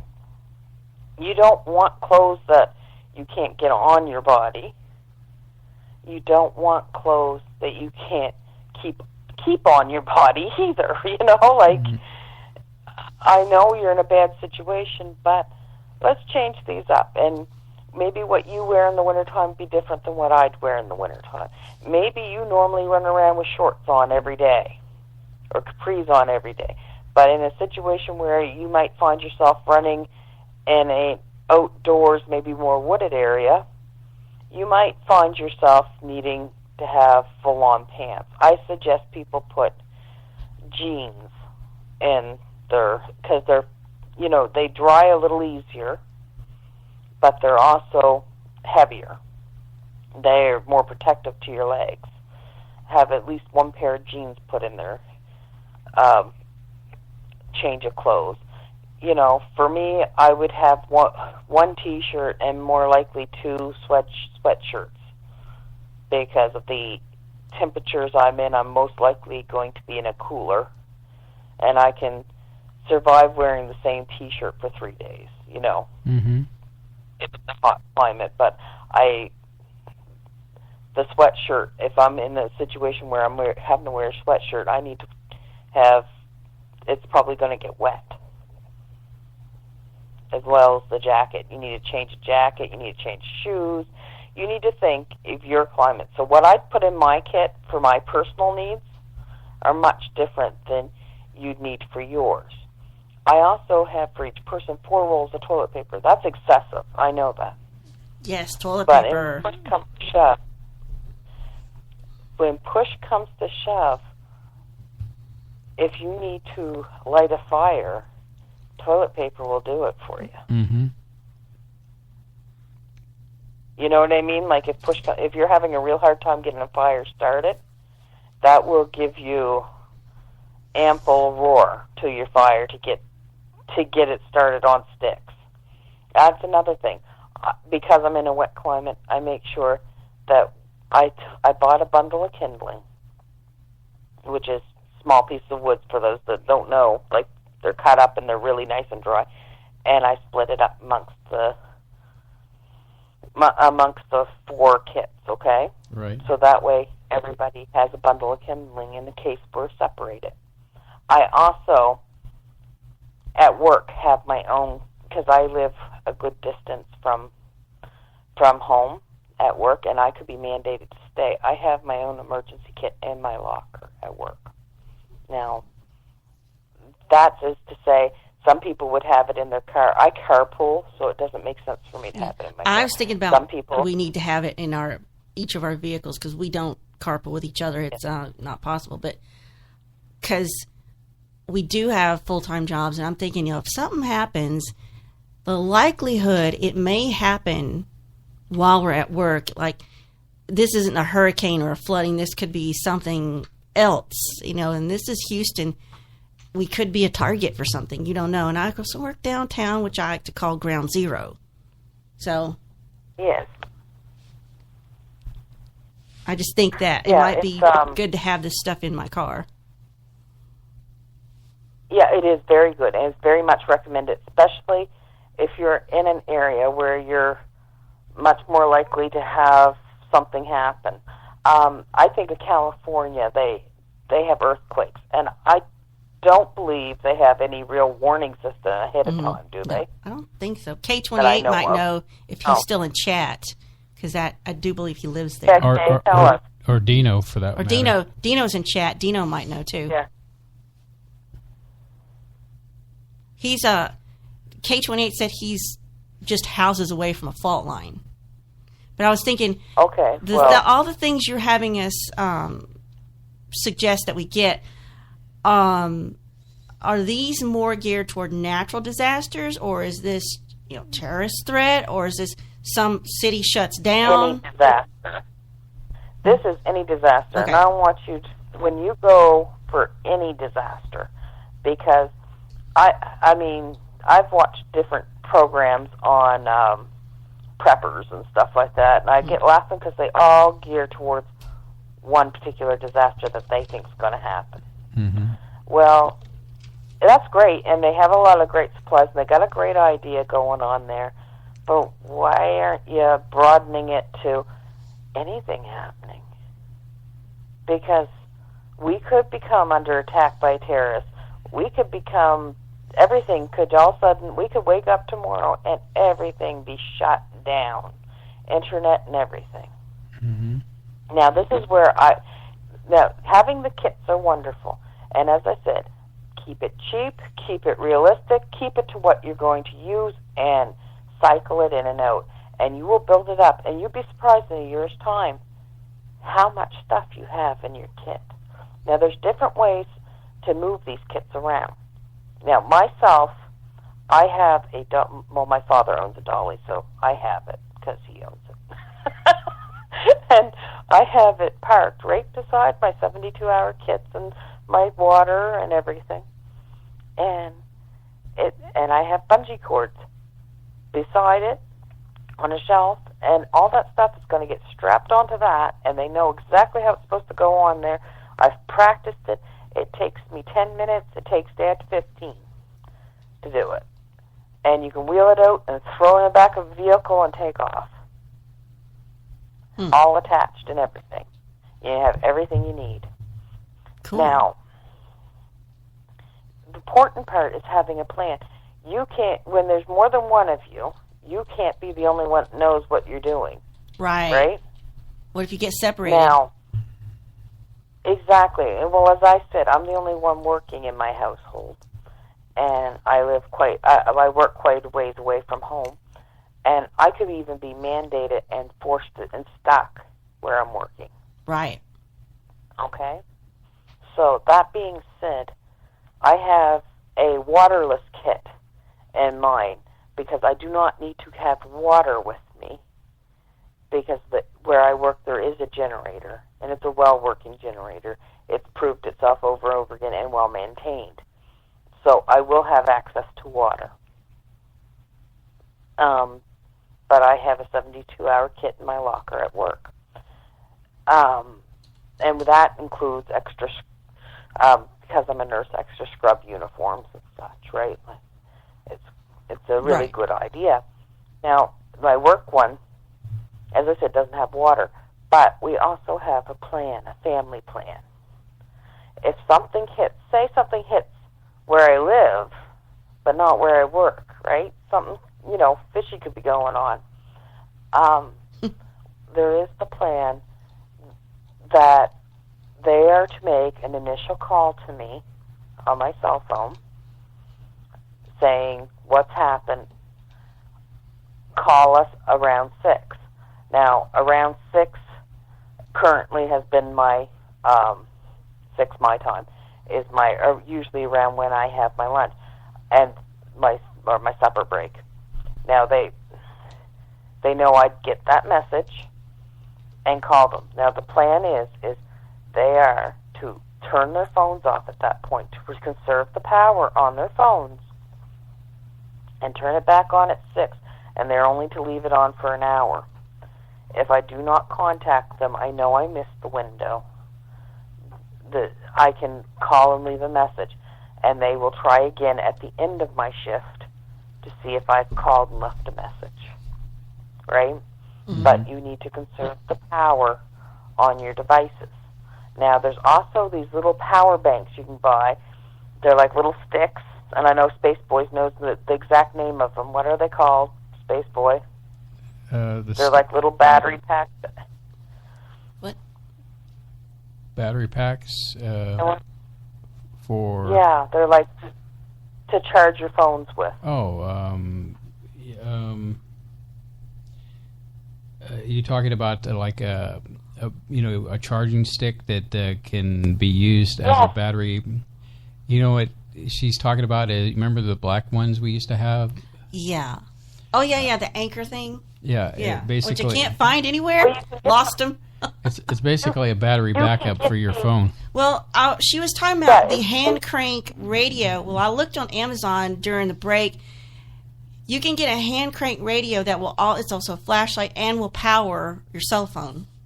Yes, those are great. I haven't gotten one. That's going to be my next purchase. Mm-hmm. And the hand crank, if you can find the shaker or hand crank flashlights, guys, those are the best ones to have, because even though the ones that use the batteries are great and probably give it more brilliant light, they're great for, if you need everybody's light. But if you just need that light on to go run and use to use the bathroom, you don't want to waste your batteries. This little crank thing is just fine to, go do your business and get back to your sleeping bag. Mm-hmm. That's an FYI. Mm-hmm. That's one of my little tricks, because that in itself will pay for itself. Something that you don't need to put batteries into. And I've found them several times. I've found some places right cheap because nobody knows what they are, so they go reduced to for $3 or $4. So keep your eyes out. Buy things when you see them on sale. And rotate. Make sure you check your dates on your stuff, too. Mm-hmm. Anyway. But, yes, I've seen them, too, Surlana. And I'm like, but this is what we're doing this Christmas. I sat down, had a family meeting with my family. And we are having... we're having a prepper's Christmas. That's cool. Because I said, what do we really need? Well, what do we really need? We have our outside family that's going to buy us, all the weird, pretty stuff, right? But what do we really need? I would really like a hand crank flour mill, like a grain mill. I would love one of them. I'd love one of those radios. I need to really work on my water storage, and there is those. I don't want the blue barrels. They're just too much to have to deal with. If I had to leave and say I had a day to know I had to get out of Dodge, I like those, they're 5-gallon jugs that you can fill with water, and they're light proof. I'm going to start getting them. Anyway, because you can actually carry them out and throw them in the vehicle and stack them up, and you can stack them on each other, and they're very durable. Great things. We get water delivered, and they come in the 5-gallon containers. And we. You mean those little? Yeah, we. You mean for like the water dispenser? Yeah, the water dispenser. Yeah, I'm talking about. There's these blue jugs. They're blue and they have handles on them. Yeah, I think I've seen what you're talking about at Walmart. Yeah. Yes. Well, I want a bunch of them. I have a lot of wishes, but it's okay if wishes were fishes. Oh, hey, I've been notified by the producer here, Miss Michelle, that it is the top of the hour. That means break time. So give me a second to get this going here, and let's see here. Where are you? Number 4. Okay. There you go. Sorry, I had to verbally, say this out loud. All right, we'll be right back after this break. Don't go anywhere.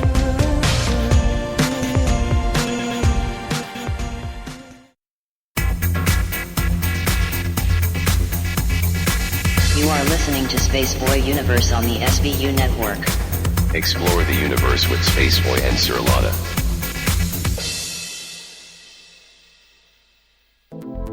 Greetings, Space Cadets. Let's see what's in the sky tonight in the Spaceboy Universe. Tonight, in the eastern sky, we have Spaceboy Universe rising above the horizon in glorious splendor. And in the west, we can see Surlana's Majoris, which is visible at 9 p.m. Central Standard Time, just below the K-28 belt. So keep your eyes on the sky and listen to Spaceboy Universe.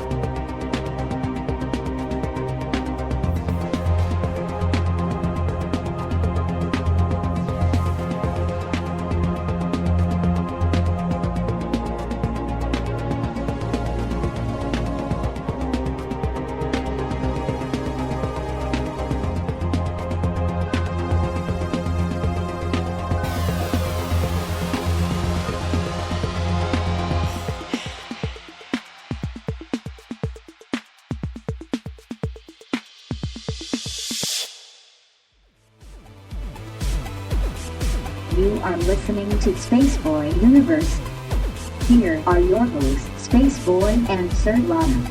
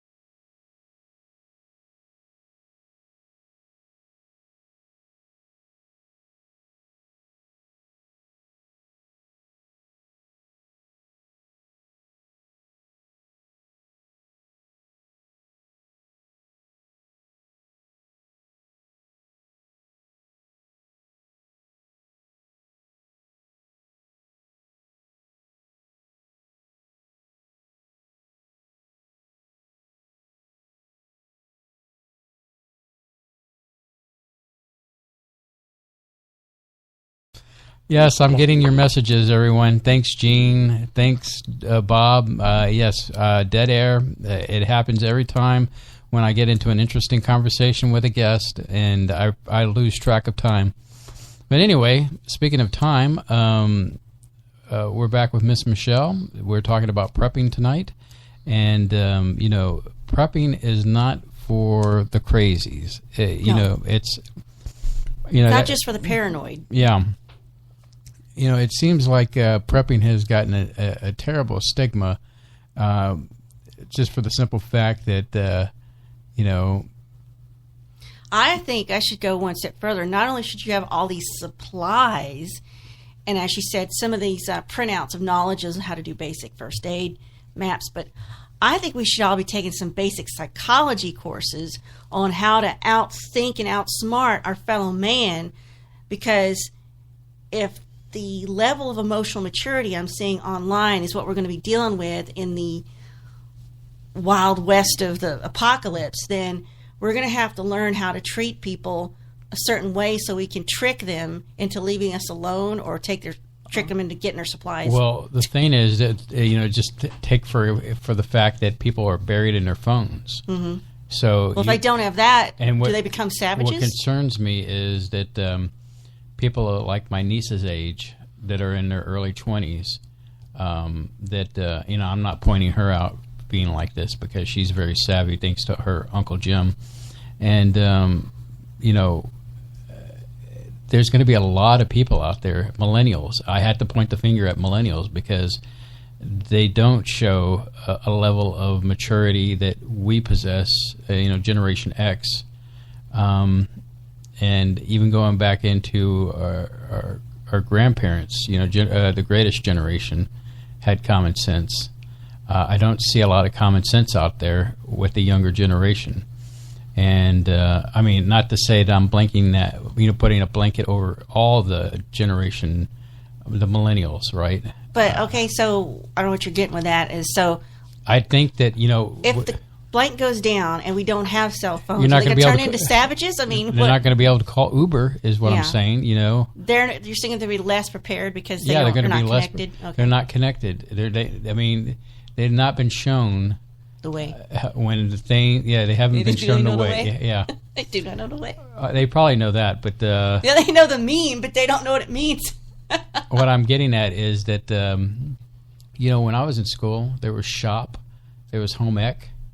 I can sew a mean vest, and, shop, I know how to build a birdhouse. But what that taught me is that I'm capable of building something, or if I needed something, I don't have to necessarily just drive to the Walmart to get it. If it's something I can build it, or I can make it. Yeah. And this is kind of the conversation we're having tonight, is that we have the ability to be proactive, to take care of ourselves by stockpiling goods and food, so that when the stuff hits the fan. What she didn't cover is, and she might have done this on purpose for, being sensitive, but is weapons. I don't think you can trust. You can trust your fellow man. So let's turn it back over to Miss Michelle, since she's still got a long way to go to get there to the end of her list here. So let's hear it back from Michelle. Well, where was I on my list? Let's see here. Last time we talked about sugar and salt and vinegar, and make sure not to get the vinegar in there with the other ingredients, because in case it gets wet or something. Mm-hmm. Yeah, you don't want those packages, if they happen to bust, if they're in a plastic bag. At least you can still use your vinegar, and the other stuff isn't destroyed by it either, right? Right. Where was I, though? Well, it was a little further than that, I thought. Yeah. We were talking about water. Right. Mm-hmm. So we basically covered water. Well, let's move to weapons, since it was mentioned. Weapons. It is very important to protect yourself. Protecting yourself is a very, very big thing. Because per se, my neighbors don't know that I'm a prepper. I'm a closet prepper. I think you should keep that to yourself. Yes, yeah. Anyway, but I'm a closet prepper, but say they notice that we're still keep going on and they're starving.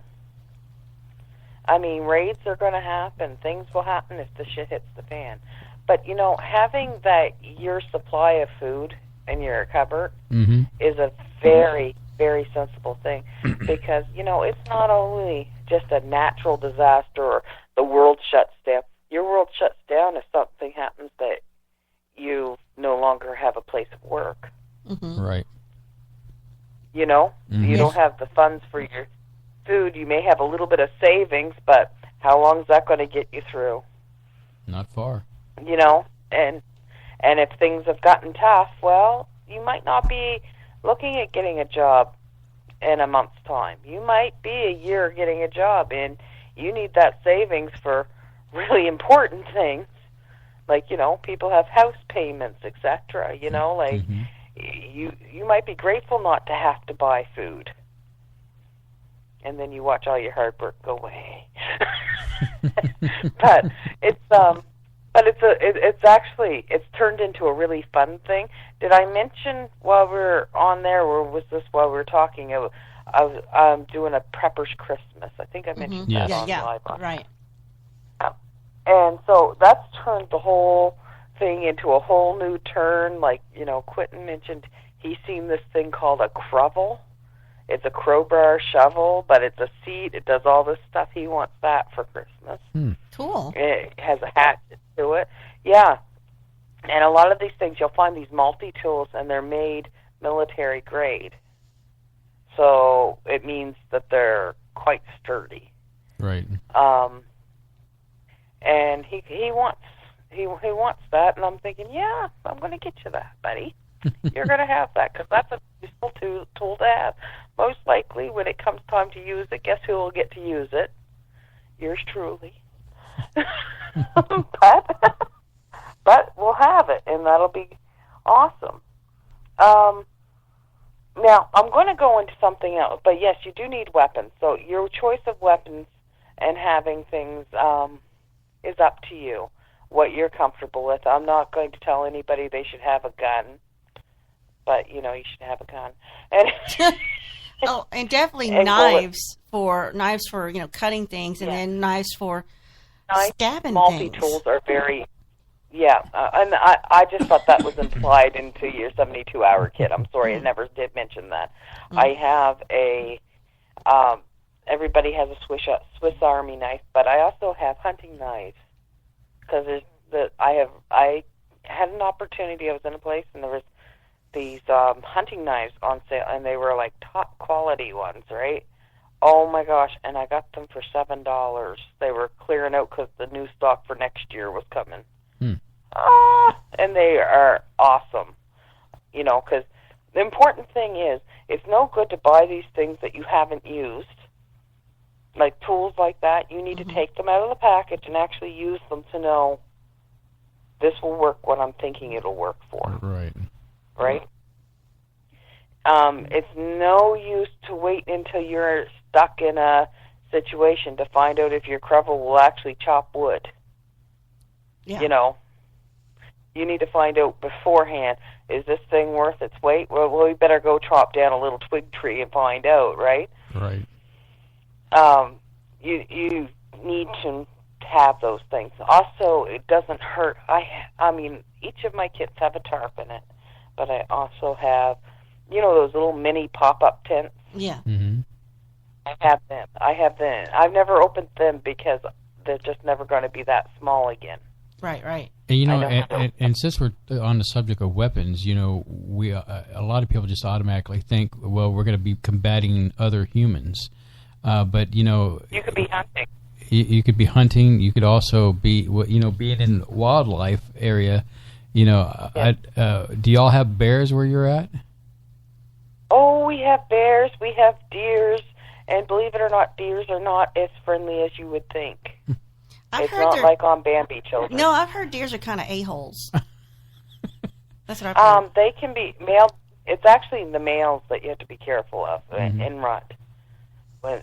When the does are ready to be bred, they can be pretty scary, and they will kill you. They got a rack of horns. Trust me, you can die due to deer attack. It doesn't happen often because most everybody knows that. Right. Just to stay out of the antler range of a deer. Excuse me.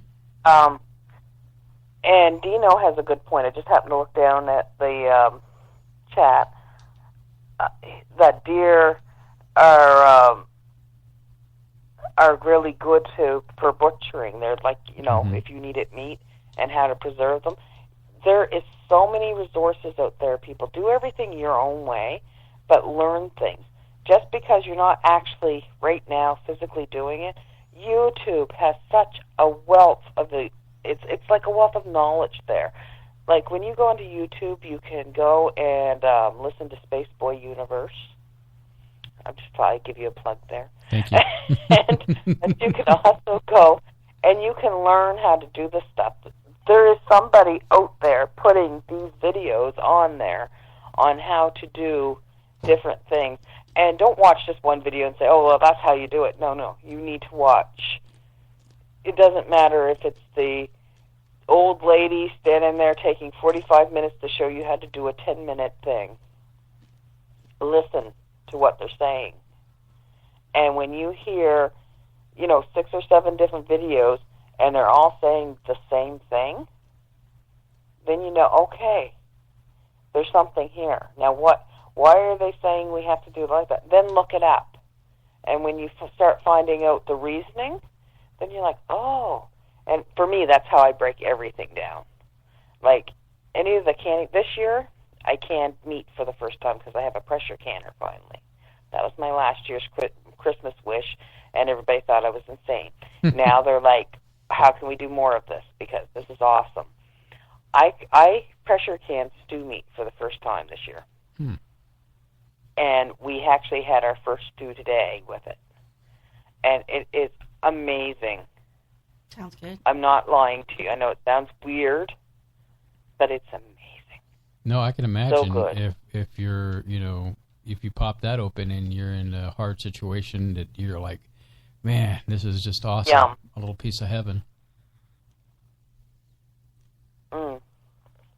Yes, it is. It's tender. It's fall apart wonderfulness. You talk about that, and I'm sitting here dying. I'm like, I want something to eat right now. Well, if you were right here, I'd feed you some of the leftover stew and I also used my carrots and my potatoes. Everything came out of one of my cans, my jars that I did this year. Anyway, so because stew meat's on sale again, so I have to go buy more now. And that's how I do it. I do it by sales, okay? Yes.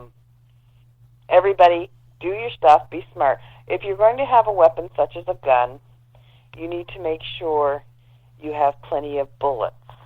Not for killing people, okay? But if you have to, you have to. When the time comes and society crumbles, you got to do what you got to do, right?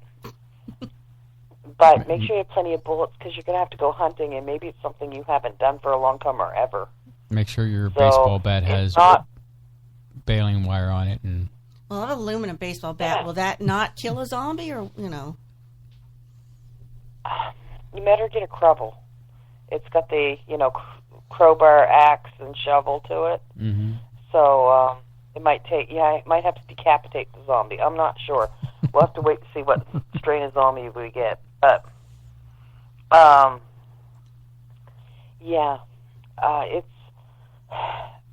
you need plenty of bullets because guess what? When you go hunting, if you end up you're in a situation where you have to start hunting, you're probably not going to be the best shot. I hate to tell you. Not many people can shoot wildlife down, get a deer down in one shot. And most likely you're going to come back with rabbits and squirrels. Mm-hmm. That's probably what you're going to catch. I know, that's gross. Squirrels. I don't. Has anybody here ever had squirrels? I have. You have? Is it gross? It is. Well, it's just the idea of eating the squirrel was kind of off-putting, but once you got into it, I think for me initially was skinning the animal and degutting it and prepping it to actually cook. And yes, but I was a trooper and ate my squirrel, and it was actually good eating. I mean, I know that sounds terrible. It sounds like a no, because I know plenty of people do that. Mm-hmm. I mean, it's normal for some families. They do it.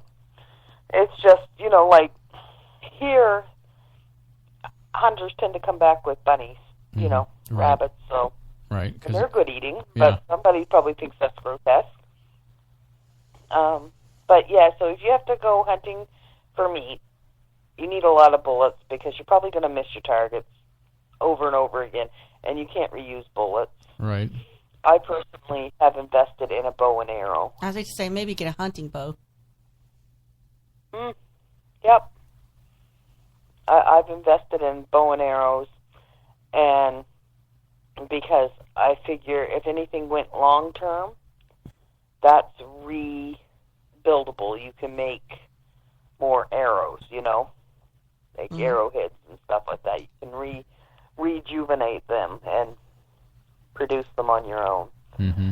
I mean, of course, I'm one of those people that have to be able to make things on their own. For heaven's sakes, I make my own soap. So. Someone mentioned in chat that pellet guns don't make much noise, and you can hide your location. But the thing with pellet guns, they're only really good for maybe birds. Yes. Yeah.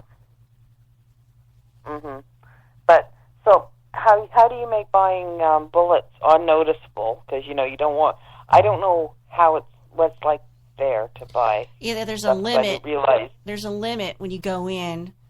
2 boxes per visit, and I would just pay cash. That way it's not traceable, and you don't have to go to just one store. You can find another location, go the same day, and just budget it in and say, okay, this week I'm going to do this, and pay cash so you can't be traced, and just I'm not saying that's what we did. but you don't have to do it all in 1 week either. Exactly. You can buy 2 boxes and another month buy another 2 boxes. There is a difference between target practice bullets and, killing bullets. So go learn the difference. Yeah. You're going to need both. So, yeah. Oh, most definitely. Because you really do need to learn how to handle your weapon before something goes down. Yeah. You need to go get the practice bullets. You need to go to target range, learn how to handle it, maybe even field strip it and clean it. So. That's correct. That's important. Why you out of all your tools that you have in your supply box for the eventuality when the S gets the fan, you want to know: am I going to be able to cut with this kind of knife, or is this kind of? That's why I said you need to try it. Right. You need to use the tools that you're putting. Your tools that you're putting in there. You need to use it. And, it doesn't hurt to have a screwdriver in there. You can get them at the dollar store. The they change over to different types of heads. Yeah. One of those screwdrivers. That doesn't hurt to have one of them in there. You don't know what you might need it for. Like I have an axe hammer that, you never know when you're going to need to chop something down, but at the same time, maybe you need the striking force of a hammer. And then of course that also can be a tool for a weapon. So yes, exactly. So can a screwdriver. Mm-hmm. Yeah, that really hurt. And a crowbar. Stabbing with a screwdriver. Well, you have to put some force behind it, though. Yes. Well, trust me, if you're angry enough, you can do that.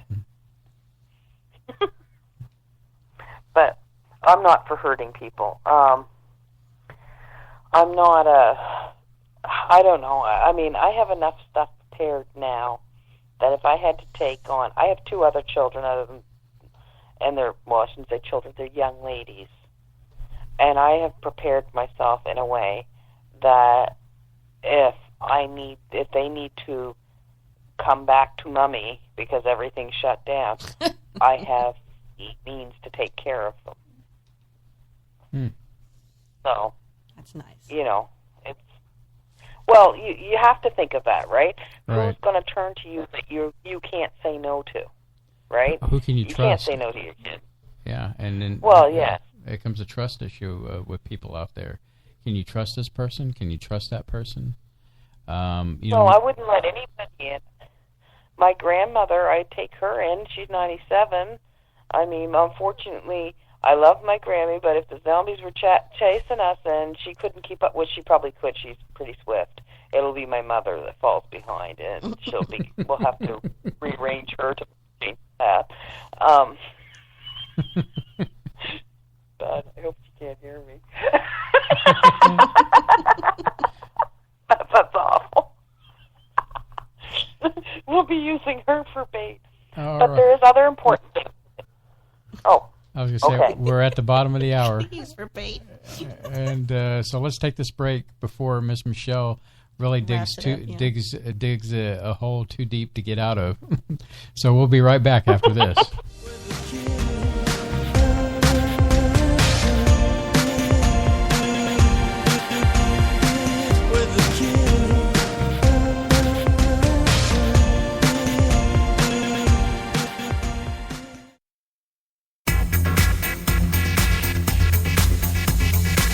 You are listening to Spaceboy Universe on the SBU network. Explore the universe with Spaceboy and Surlana. Hey, Surlana! What? If Spaceboy Universe was cheese, would you eat it? Come on now, it's a simple question. Maybe? SpaceboyUniverse.com.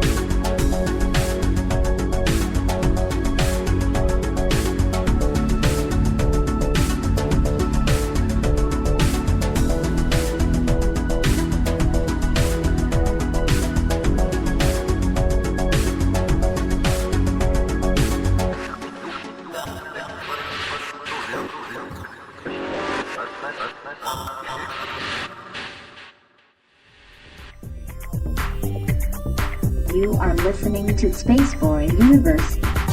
Here are your hosts, Spaceboy and Surlana. All right. I was awake. I didn't miss it. We've come back, and we're talking about prepping. I'm sure Miss Michelle has a few things to say this last half hour before we shut it all down. And has it been like a train going through the night, Miss Michelle? Yeah, it's been really quick. Really quick. As we tell all our guests, it'll go really quick, and we'll be over before you know it. So it's kind of like when we tell people, "Hey, yeah, do you think you could talk for 2 hours?" It's like, "Oh, I don't know about that." And it's surprising how fast it gets to the end. Are you okay, Sonia? Yeah. I don't know. I just need a cough all of a sudden. Sorry. I'll pipe you down. So no. There you go. Choking on chips. Okay. No. All right. So go ahead. Go ahead, Miss Michelle.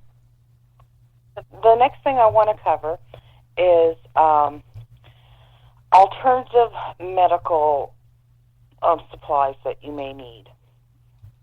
Now, in a 72-hour kit, there's no way anybody with diabetes can put their insulin in a 72-hour kit and leave it for any amount of time, because the insulin will not, it has to stay cold. Now, you have options. You could make sure, your insulin is in the fridge in one spot, and you keep your needles and a go bag for that, right? Mm-hmm. With an ice pack ready to go elsewhere. You could have that, and that could work as long as you were home to grab it. I highly doubt anybody totes 3 days worth of insulin to work. I don't know, but I don't think you would. You usually take what you need with you, and maybe a little extra, but nothing that's going to do you for 3 days. So when you're insulin dependent diabetic, this could pose a real problem. If you happen to be lucky enough to be a person to get to a shelter, you identify yourself as a diabetic right away. Have in your go bag a list of your types of medications that you need.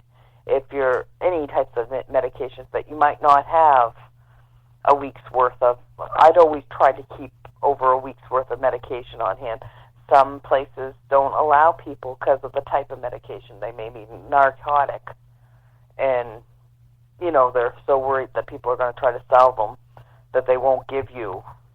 Well, it's a week before that's supposed to run out, so you wait till a day before, right?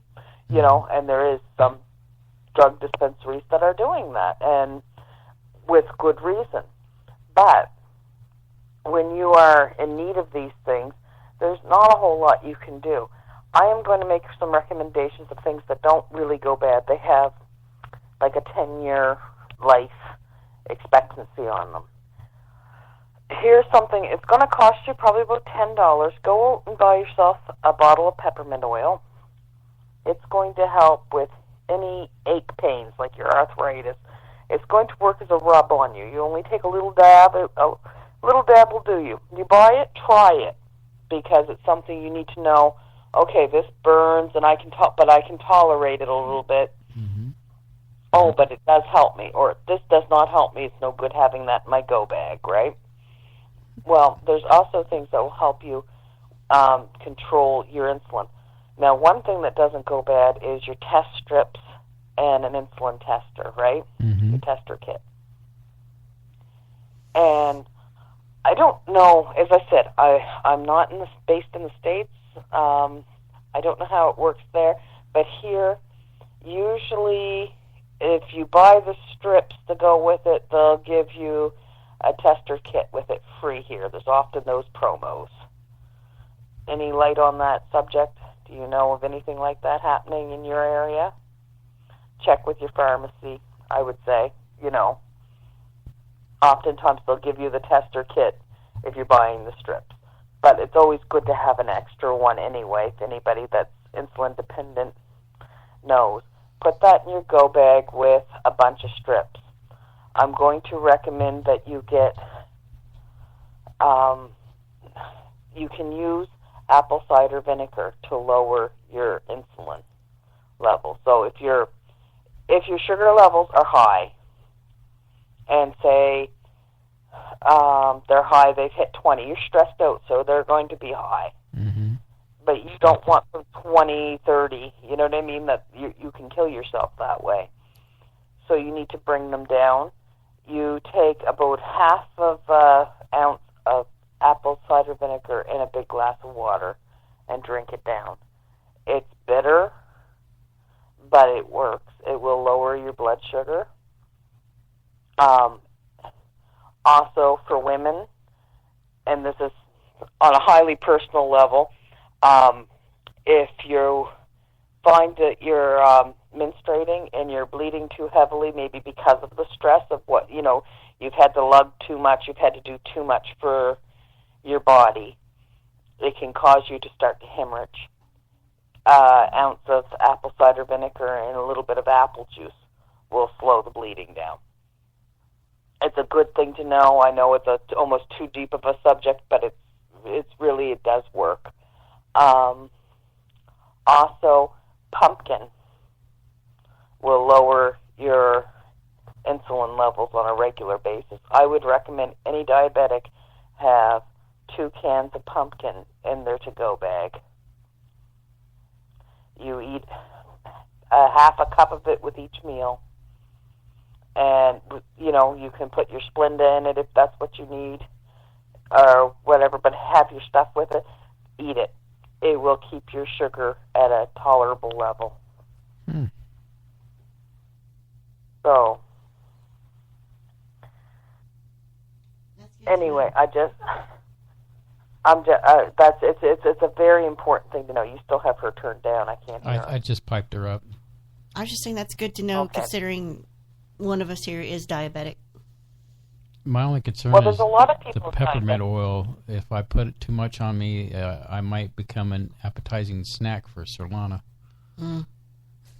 Actually, yes, you might, and, lucky you.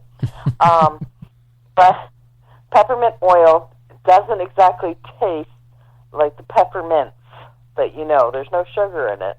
Mm-hmm. Okay? Peppermint oil will help decrease your inflammation or like arthritis pain, muscle pain. It does help with that, but it also is a repellent to rats. Oh, yeah. They don't like that peppermint. Yeah. So it's a good thing to have. It sounds like it's just a good thing to use even in your normal day-to-day, it seems like. Yeah. Yeah, I usually use that for opposed to using, here we have Voltaren and A535. It's a rub to put on your muscles. Mm-hmm. I don't know if you guys have that there. But instead of that, I buy a bottle of that, and it lasts me probably 10 times longer because a little dab literally will do you. I use gloves to put it on me because I don't want it on my fingers so I don't get it in my eyes, It's hard to wash off. Yeah. And that's another thing to do is have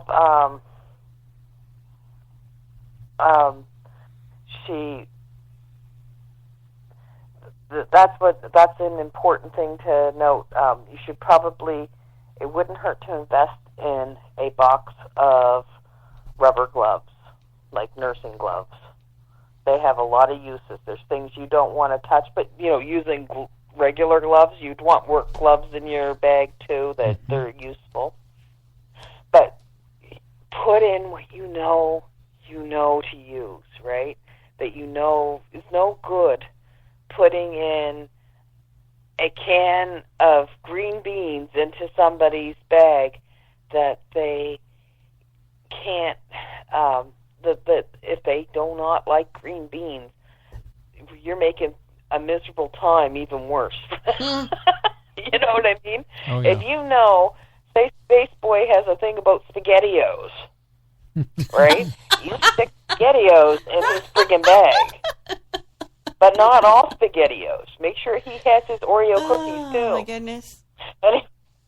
No, but you know what I mean? You need those things. Like, no, we for have example, cans of SpaghettiOs in our emergency supply. Do you like them? I like them. I don't know how he feels about it. Well, see, you would eat it, I think. I think the difference between Surlana and myself is that when push comes to shove, I'm not going to be pushing anything away that because if it's going to sustain me for whatever time period, I'm going to eat it. That's how I look at it. Surviving. So I'm not a big fan of SpaghettiOs, but I'm not opposed if SpaghettiOs. I'd eat them right now. What's in a can that you like? What's in a can that you like? Stew and soups stew and soups, and that's why I got a lot of Campbell's ready to eat meals. There you go. Yeah, so have them in that. Yeah. So you're good to go. She's good to go. But the thing is you need something, because morale is an important thing, right? Yes. You need to make sure there's a mug in there, and one type of mug that you'll drink out of, not the mug nobody likes and never uses in the cupboard. Don't put that in there.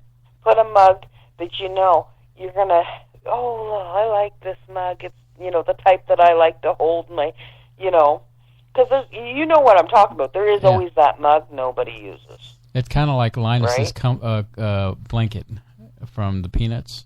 Yeah. He carries his comfort blanket with him. Yeah. Well, this is, so you have a certain type of mug you like, get one like it. Probably came from the dollar store, I don't know. But, you know what I mean? Get one like it in the same shape sort of thing. It's now in your bag. So when you make that coffee, you're going to have, you're going to have that little bit of comfort going on. That's just a tip. Mm-hmm. Yeah. I hear you, Miss Michelle. So, Bev was talking about oxygen. All I can say is always make sure you have full-to-go tanks.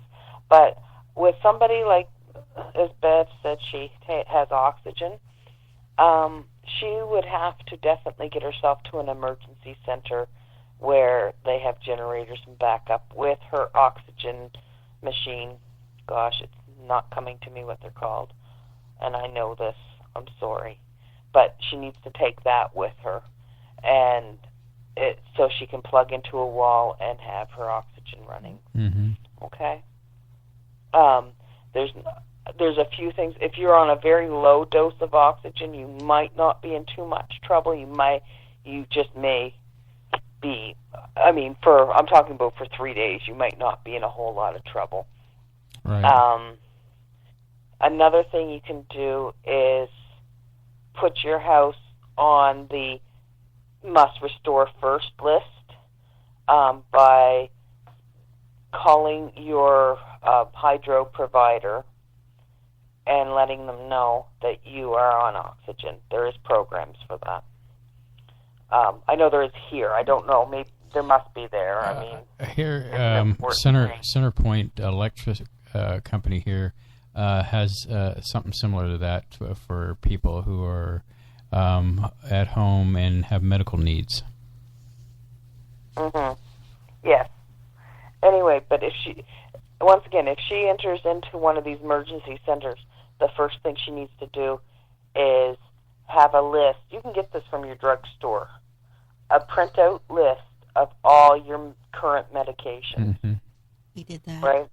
Because, and that's important. It is very important to have a list of your current medications. With my mother, she takes a lot of medications, and she makes a lot of slip-ups, so I have it done so she has the daily packs where she takes what she takes for morning, noon, night. She has 4 bubbles for each day. Mm-hmm. Anyway, and on it has her list. So I kept one of those covers to that and just stuck it in her bag. And I stuck one in my bag in case she's not realizing, and I have to hand it in. So, because she definitely has emergency needs. She's diabetic. She has other needs too. So, but I would definitely, anybody out there on oxygen needs to know where their emergency place is and needs to, I would suggest keeping gas on hand to make sure you can get there, or know the emergency numbers to call when the shit strikes and that they can come get you. If you're on a low dose of oxygen, you can get by without it for a few days, I would dare say. I mean, I'm not giving you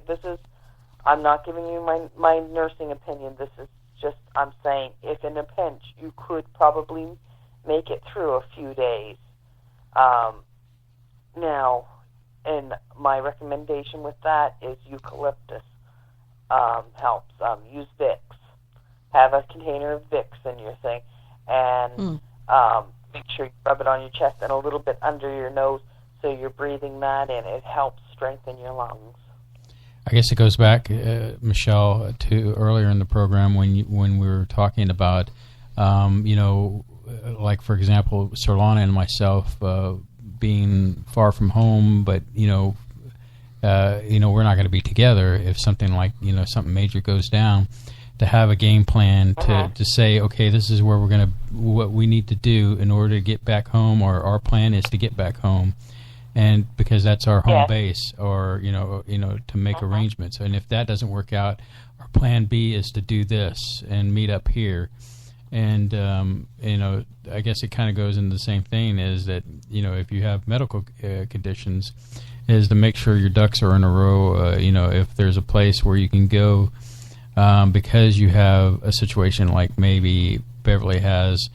With the oxygen thing, then kind of map it out and figure out, okay, this is what we're going to do when, if the stuff hits the fan, then this is what we'll do. And so it gives you a peace of mind, so you don't have to stress, so that hey, we got a game plan. This is just follow the plan, be focused, and let's do it. And you should come out on top on that. Yes, exactly. And if you keep on top of it, you know what you got to do. I'm not saying people, you need to sit around your table and talk nothing but prepping. Mm-hmm. No. I mean, I know I said we're having a prepper's Christmas. I'm pretty sure I'm going to get some sort of stupid top that I don't want to wear for my mother or something like that. Well, Miss Michelle, as we're winding down here for the last few minutes here, is there anything you want to put the icing on the cake on, or to tell the listeners, or was there a story you wanted to convey, or before time runs out? I don't know. I just want to thank everybody for listening, and I'm by no means a pro at this. I'm by no means the authority on what to do. You have so many resources out there, people. Go. Your government has pages on what to do. Mm-hmm. Your, as I told people before, if you go to the Latter-day Saints, they have a page telling you how to prepare. You know what I mean? There's how to get started, and just do it. Start. What's stopping you? I mean, you're not going to go wrong by just putting one thing in every time you go out shopping. Right. Right? Mm-hmm. You're doing yourself a disservice to yourself if you do not seek out the knowledge, and being a prepper just means that you're ahead of the game. So if something comes down, you're going to be streets beyond anybody else that's in that situation. That's great. And I as I said, I'm a novice at this myself, but I'm on Twitter. I'm OPAILM1. I'm at that anyway. Feel free. Go on Twitter. Contact me. If you have any suggestions to add to what I've said, if you want to find out more from me, maybe I can help you. Maybe I can't. I don't know. And we've learned tonight that if you need your YouTube questions answered, go to Miss Michelle. She'll be standing by. Oh, stop it. Michelle, why is YouTube not working? That was my mother, okay? She called me because YouTube was down. Oh, my goodness. Oh, and the fun fact of the night to everybody, Canada is now, has legal marijuana. And so that green puff of smoke wasn't us, our trees burning down. That was everybody celebrating on Wednesday. Anyway, I just thought I'd put that out there. Okay. Well, it was in the news, right? It's true news. Yeah. Yeah. Anyway, that's everything from me. Well, Miss Thank Michelle, you guys so much for having me. First off, thank you for the knowledge you've given everybody tonight. Yes. And two, thank you for being a long-time listener. You're one of the original OGs, and we love you to death, and we appreciate you showing up when you can. One of the originals that has a shirt, too. Yeah, has an official Spaceboy Universe shirt. Yes, I. Hopefully it keeps you comfortable at night. And wearing it tonight. And once again, thank you so much for being a part of our universe. Oh, thank you. Thank you for having me on and awesome. hearing me ramble. Yeah, it was good stuff. Anytime you want me, hit me. I got ghost stories too, so you ever want me for that, I'll scare the pants off everybody. Well, October 30th is coming up. I guess that's a 27th. That's a 27th. Yeah, show. So you mean October 31st? That's Halloween. What did I say? 30th. 30th. You're thinking our wedding anniversary. Okay. Which is more important than Halloween, I think. So. Yes, it is. Anyway. All right, Miss Michelle. I'll let you guys go. Have a good evening. Bye-bye. Bye-bye. Bye. Yep, bye. Wow, this was a great show. Oh, that's interesting. What? I've got new options on the studio. It says drop call or ban caller. I've never seen that before. Wow. Wow, that's cool. Anyway, so, yeah, what a great show. Lots of information I did not know about. I think it's important to know about how to filter water and, what alternatives you can do if you're diabetic. And yeah, see, I was actually looking at how to properly store the water thing. And when you get into these 55-gallon things, it's like, you're not going to be really taking that with you. That's more like, if you're going to just keep your home base and just defend your home base, Yeah, I really think we should have a prep that stays here for the house to defend the house. And there should be a 3-day prep in each of our vehicles. Kind of like a bug-out bag. Yeah. Yeah. And you need to take one of those aluminum bats and put it in your vehicle so you have something at least that's a legal weapon to, get the freaks out. Yeah. All right. Can I call it Lucille? You don't know it. You can do whatever you want. That's a Walking Dead. Well, I thought you were talking about like B.B. King or something with Lucille. But, yeah. So anyway, fascinating stuff. Good things. We can always go back to this show and revisit and build our list again. Housekeeping. Yes. So next week.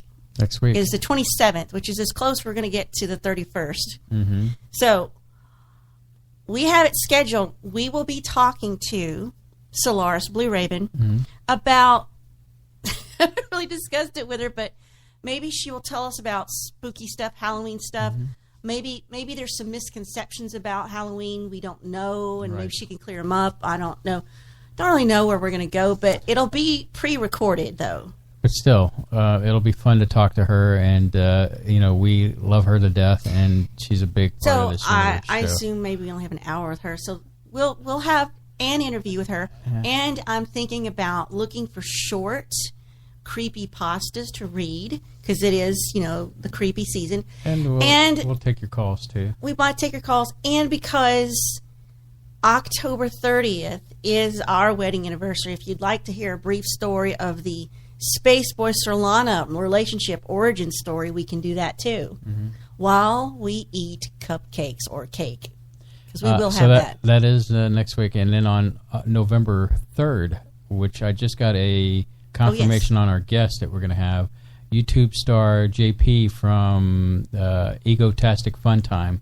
I am so looking forward to that interview. I've been watching him for some time on YouTube, and so I'm excited to get him in here, and it should be an egotastic fun time here at the Universe. Yeah, I'm going to have to check him out. I'm not familiar with him. This is somebody that you watch. But I'm sure it'll be cool. And if nothing else, you'll have someone to talk to, and I'll have nails to file. See, you just broke it. Dino was saying, I'm so happy when you guys argue less. And then you just had to go in there and file your nails. I don't know what you're talking about. The chat. I thought he was like happy when you guys argue this. I thought he was talking about people in chat. Less. No, he's probably referring to us. Dino, are you referring to us? We're always going to be in some kind of conflict. So anyway, I'm just so happy that all the Space Cadets could come home and listen to the Granddaddy Space Station broadcast here. Sorry, my tongue was tied. He's ready to go. But anyway, on that magical note, just know that cool stuff is coming. Cool stuff is coming. Guests and whatnot. And let's see here. Let's go ahead and get that. And as the music plays, my eyes grow dim, and I dream of next week's show, which will be posted out there on the interwebs, so look for it. Okay, Bob. Spaceboy Universe is hosted by Spaceboy and Surlana. Executive producer is Surlana. Associate producer is Leanne Cordes. Music production is Spaceboy and SpaceboyMusic.com. Special thanks goes out to Leanne K28, Dino, Solars Blue Raven, Patrick Sporer, Bob and Beverly N. This has been a Spaceboy Universe production. Support the universe by exploring Spaceboy Universe with Spaceboy and Surlana. Sweet dreams, Space Cadets.